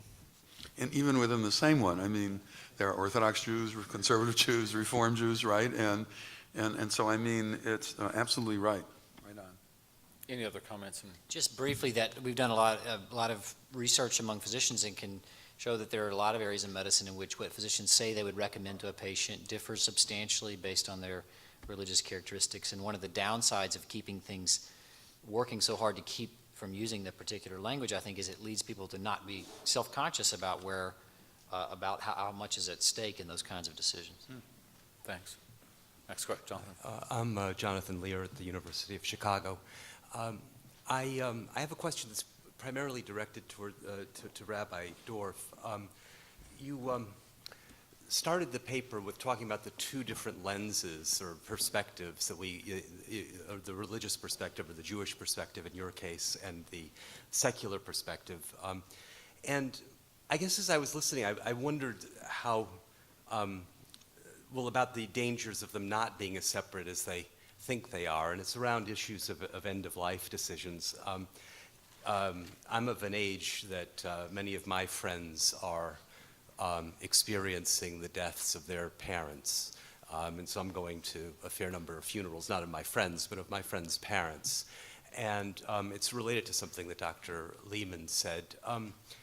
There's something I feel I've seen. I mean, and I don't pretend to know what's right or what's wrong in these decision-making processes, but there has been something I've seen where, a decision has been made to not only keep the parent out of pain, but the person actually remains unconscious for this period, and then they die eventually of starvation and dehydration, as Dr. Lehmann said. And sometimes these people hang on for a week, 2 weeks, and then at the funeral, the rabbi says, that he or she had come to the end of a great life, and gives a kind of validation to the decision to have done what was done. And I've had this uncomfortable feeling on occasion that it's sort of like, it's sort of like, I don't mean this to sound as critical as the words are going to sound, but it's like there seemed, I'll say it like this, a really nice way of putting down a dog you love. You make sure they're out of pain and they've come to the end of their lives, and, there are these ritualized ways of doing it. And there's something about that's made me feel uncomfortable. And there's something about the Jewish way of thinking, as opposed to, let's say, a more Hellenized way of thinking, which I inhabit both. But the Jewish way of thinking, which I think you have exemplified in your paper, is, it's anecdotal. It goes to the rabbis. The rabbis look for something in the Torah, and they apply it to this, but some other rabbi applies a different thing, and they debate. And, you can apply the Torah a lot of ways for a lot of decisions. And what I guess I've, and I think that, I think that's beautiful and wondrous, but there have been occasions where it's sort of at the end of your paper where you talked about the need to look for limits. We need to be able to say enough is enough. But, the question then arises, well, how do you find that? And I think one of the, what is enough? And how do you go about deciding that question? And one of the things I've worried about, and I just really, this is very much a question, although it's in the, but it comes from a critical pulse, which is, the danger religious figures like the local rabbi legitimating the bourgeois values of the day, where keeping people alive is very expensive. It takes a lot of time of people my age who have jobs, they've got kids, and having a rabbi say, it's okay, mama has, lived a good long life, you can let her go, is a huge relief. And the question is, I guess it's a question of, at what point is, how do you draw the lines there? How do you reason about that well? Or at what point is something, at least some of the time one thinks that one of the real values of religious thinking is it holds the current culture up to account. And it says, no, you can't do this. You may want to do it, but I'm not going to give you that. And so there's something about the sort of the nature of the particularity of Jewish thinking, the decision that we've got to be able to sort of set limits and say it's okay to let her die, and the worry that we don't really know how to do it. I'd just like you to address that.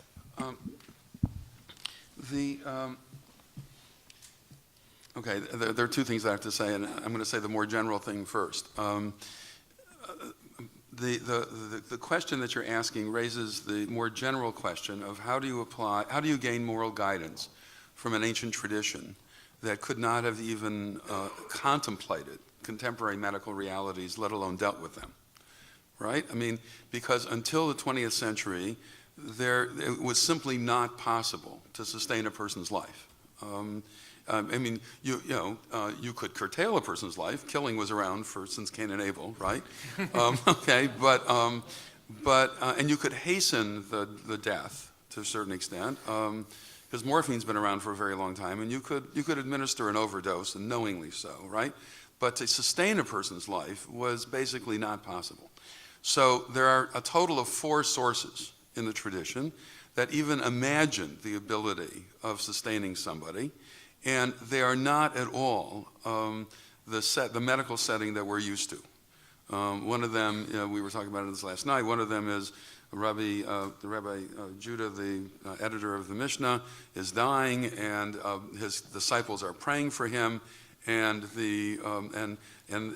first the maidservant that he has is very happy about that.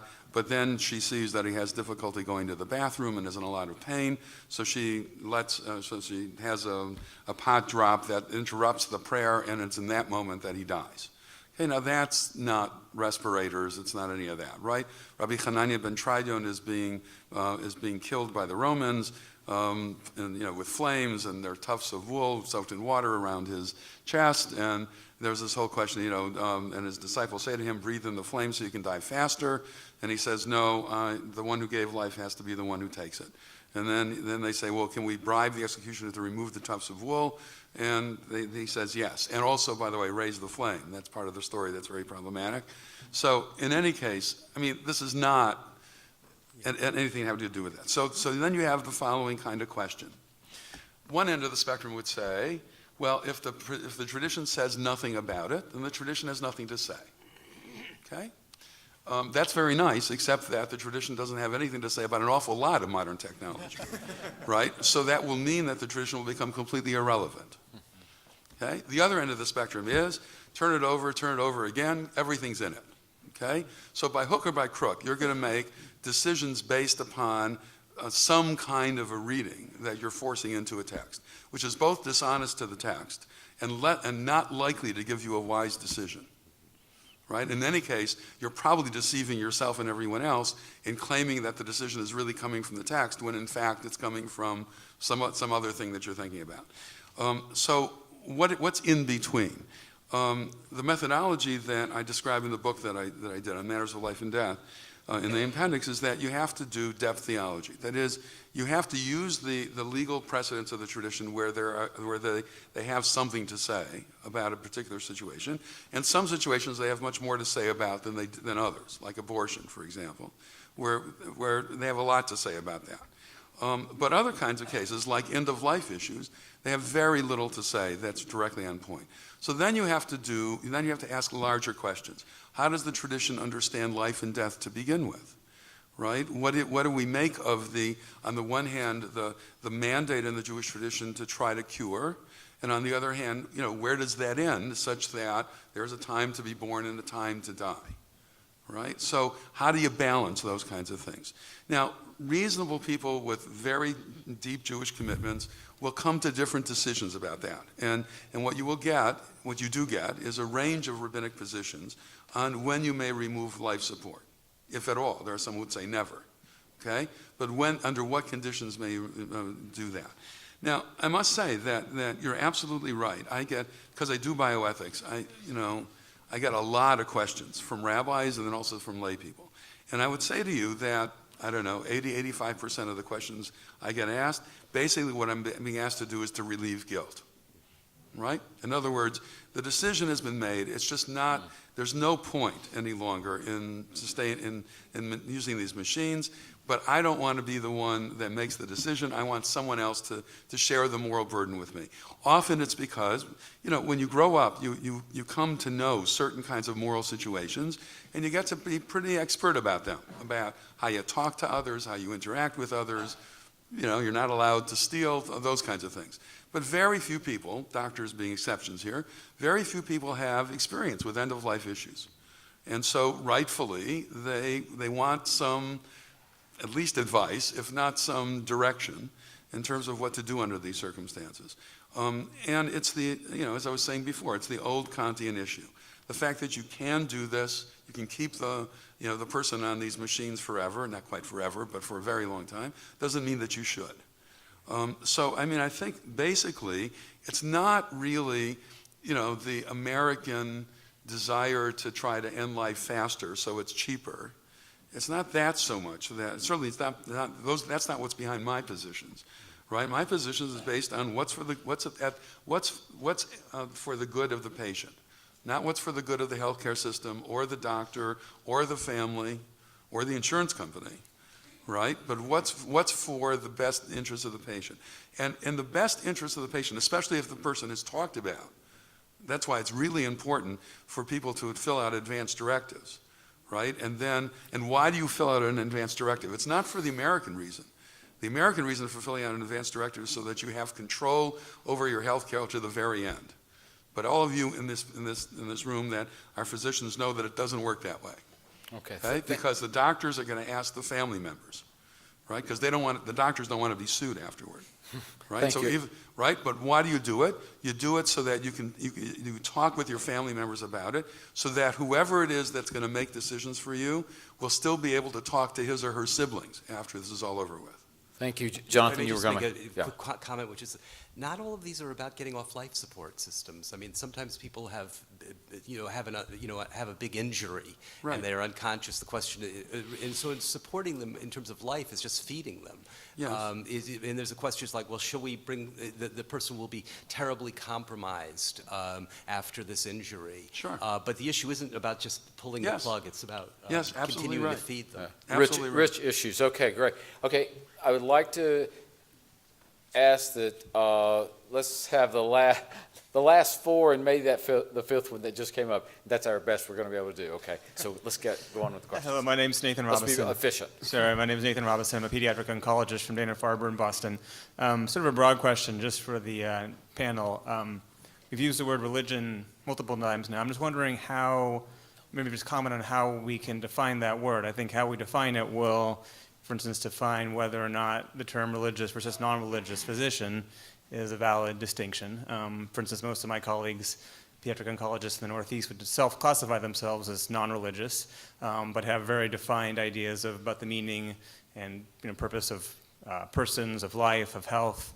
And so then when you have the physician-patient encounter, especially again pediatric oncology, I mean, most of these encounters are either non-religious, externally, or else one-sided religious, because families will often bring their manifest religious presumptions to the table, and the physicians will kind of keep theirs silent. But are those truly non-religious, encounters? Is a secular encounter truly a non-religious encounter? So maybe if we could just comment on that topic. Who would respond? One respondent. Should we maybe take all the questions that remain and then we're going to, as a group, let's keep it one respondent to each one.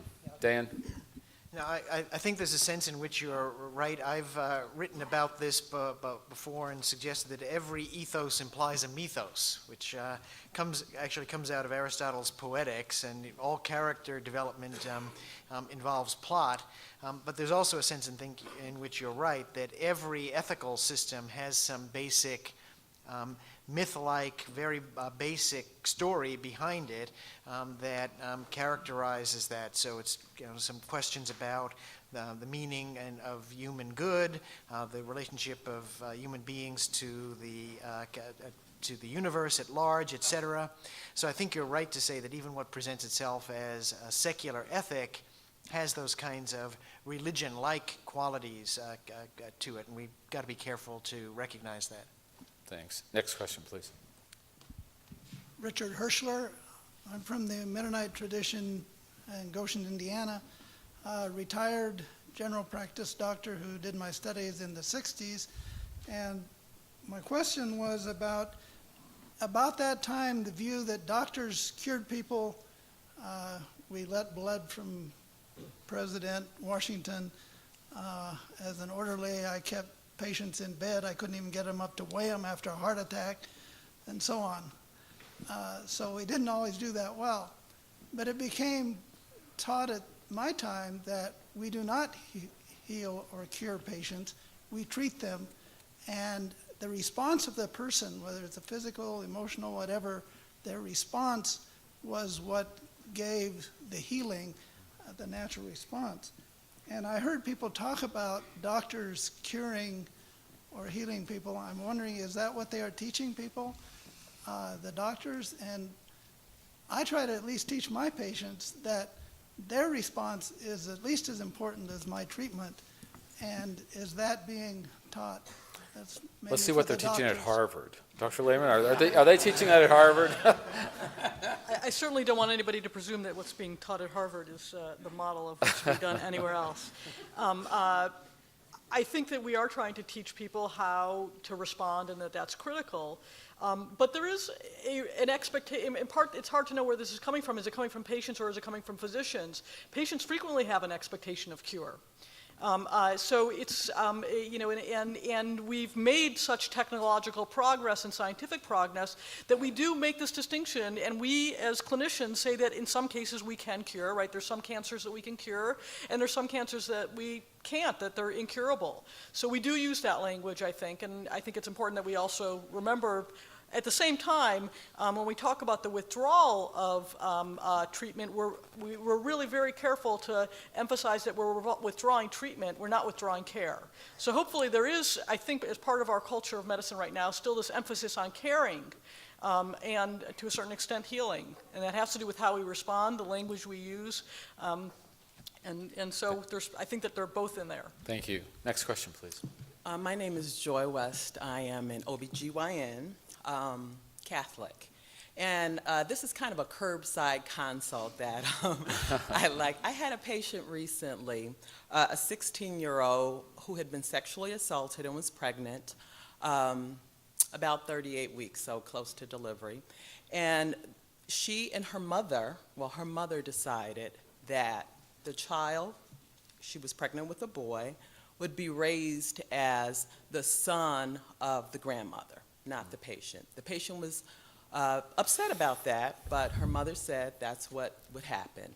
And I later found out, apparently in the Hispanic community, that is not uncommon. I was uncomfortable with that. I practice at a Catholic hospital. I'm Catholic. And I thought about what was good for the patient. And like you, I try not to lead with my values, but I just felt really uncomfortable about the patient being forced to tell her child that he was her brother rather than she was his mother.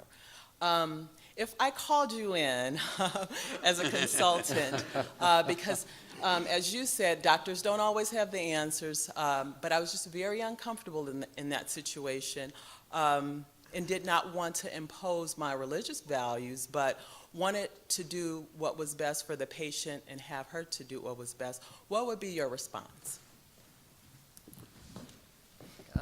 Well, I think the first response is call an ethics consult.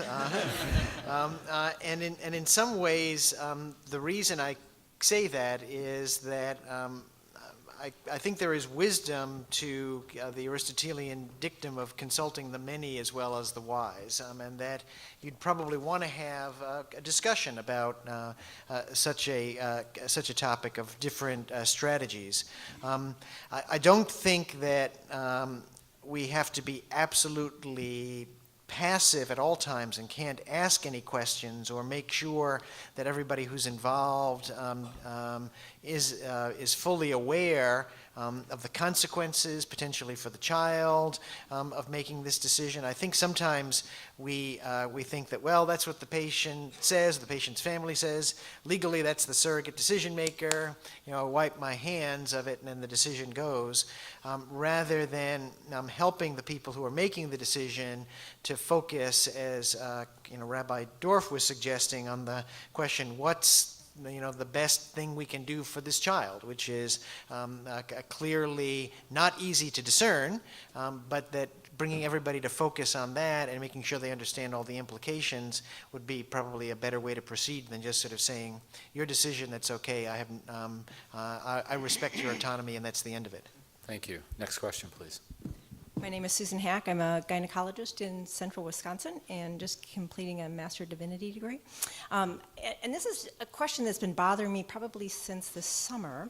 I'm interested, I don't care who responds, but I've known, Dr. Kurlan, you were speaking of the anomie and the angst, that's existential angst present among physicians, which I have often felt was due to the changes in medicine that have occurred over the last few years.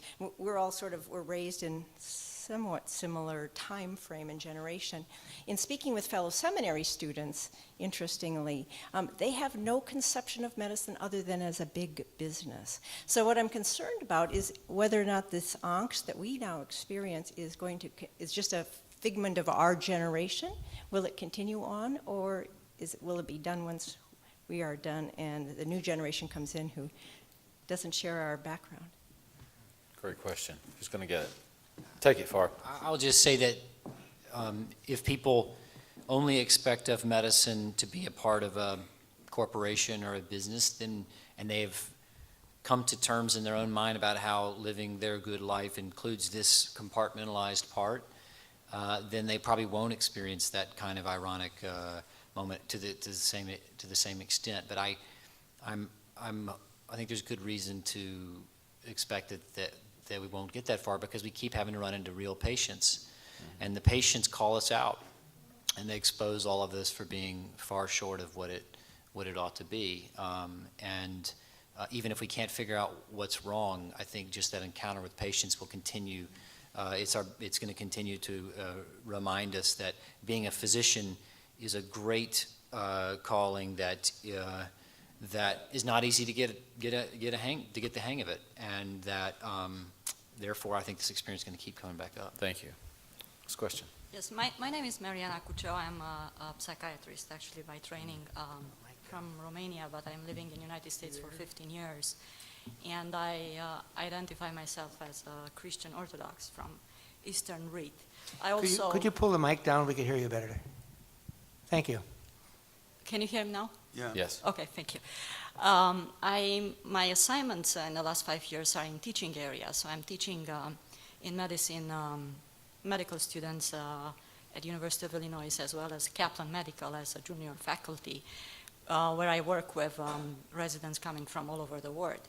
All the time we're dealing medical residents that are practicing in the United States or wanting to practice residence in the United States. So we're living with and dealing on a constant basis with various type of religious issues. And What kind of issues? Well, I mean, they are coming, it's a mixture. Pluralistic, okay. Pluralistic, yes, pluralistic. Right. But I would like to ask a question to the panel, particularly Dr. Lisa, actually. In a situation where we fail in our treatment, by the treatment we offer to our patients. And for example, taking a case of a 30-year-old young lady that undergoes surgery, and the result of that surgery is actually paralysis. unexpected outcome. And from this point on, how do we handle this? We failed, obviously, in giving the treatment, but the patient needs to live with this consequence for the rest of her life. I would like your opinion on this. And I personally think that the faith of that person would come into the picture very powerful, as she probably, hopefully she has that resources to identify with. Either she becomes a bitter person, being angry for the rest of her life to the treating team, or she identifies herself with the resurrected Christ that gives the understanding of the sufferance. But certainly I want your opinion here. Thank you. I must admit, I'm not entirely clear on the exact question that you're asking. And I guess, if it's how do we respond to our failure in terms of communicating that to the patient, or is it what role should the individual patient's faith play in the next step? I think it goes back to your comment that you said that, I may not be very accurate, but you said that religious is not the only option. And I think in these particular circumstances, perhaps the religion was the only option left, and the doctor is urged to work very closely with the religious faith of this particular person. Right, okay, so thanks for that clarification. I think that ultimately the best physicians are going to have a rapport with their patients and understand their particular religious and cultural context. So if religion becomes the best way, it goes back to this question that Rabbi Dorff said of what's best for the patient, and also as Dr. Salmasi said, our job is to be responsive to our patients, and religion is a part of that. I certainly don't mean to suggest that religion is not a valid element in the way in which we relate to patients, but it doesn't necessarily mean that physicians are the only ones who can do that. I mean, luckily, and this is not necessarily true all over the world, ironically, I spent a sabbatical in Israel, and it was interesting to note that Israel doesn't really have, or they're just developing this idea of chaplains within their hospitals. Whereas in America, we're very privileged to have the resources of people that are specifically devoted to religion and can help patients like this, even if the physician can't. I mean, certainly the physician shouldn't be dismissive of the role that religion can play in a patient's life like that. And there's a tremendous opportunity, and I would even go further than this idea of which Dr. Salmasi articulated, this idea of responding to patients' questions. And I too, as I read that paper about witness, it struck me as that there is also this role of physicians asking questions in a way that is going to help bring them meaning. So particularly when we've failed clinically, there are opportunities, whether it's a patient who has an incurable cancer diagnosis or it's a patient who's quadriplegic, there are opportunities that we have as clinicians to help patients through our questions make sense and make meaning out of their current existence. And I think that that's an interesting role that we should take on. Absolutely. Thank you. So thank you for your engaging and thoughtful questions and comments. Thanks to our panelists for the presentations of the morning.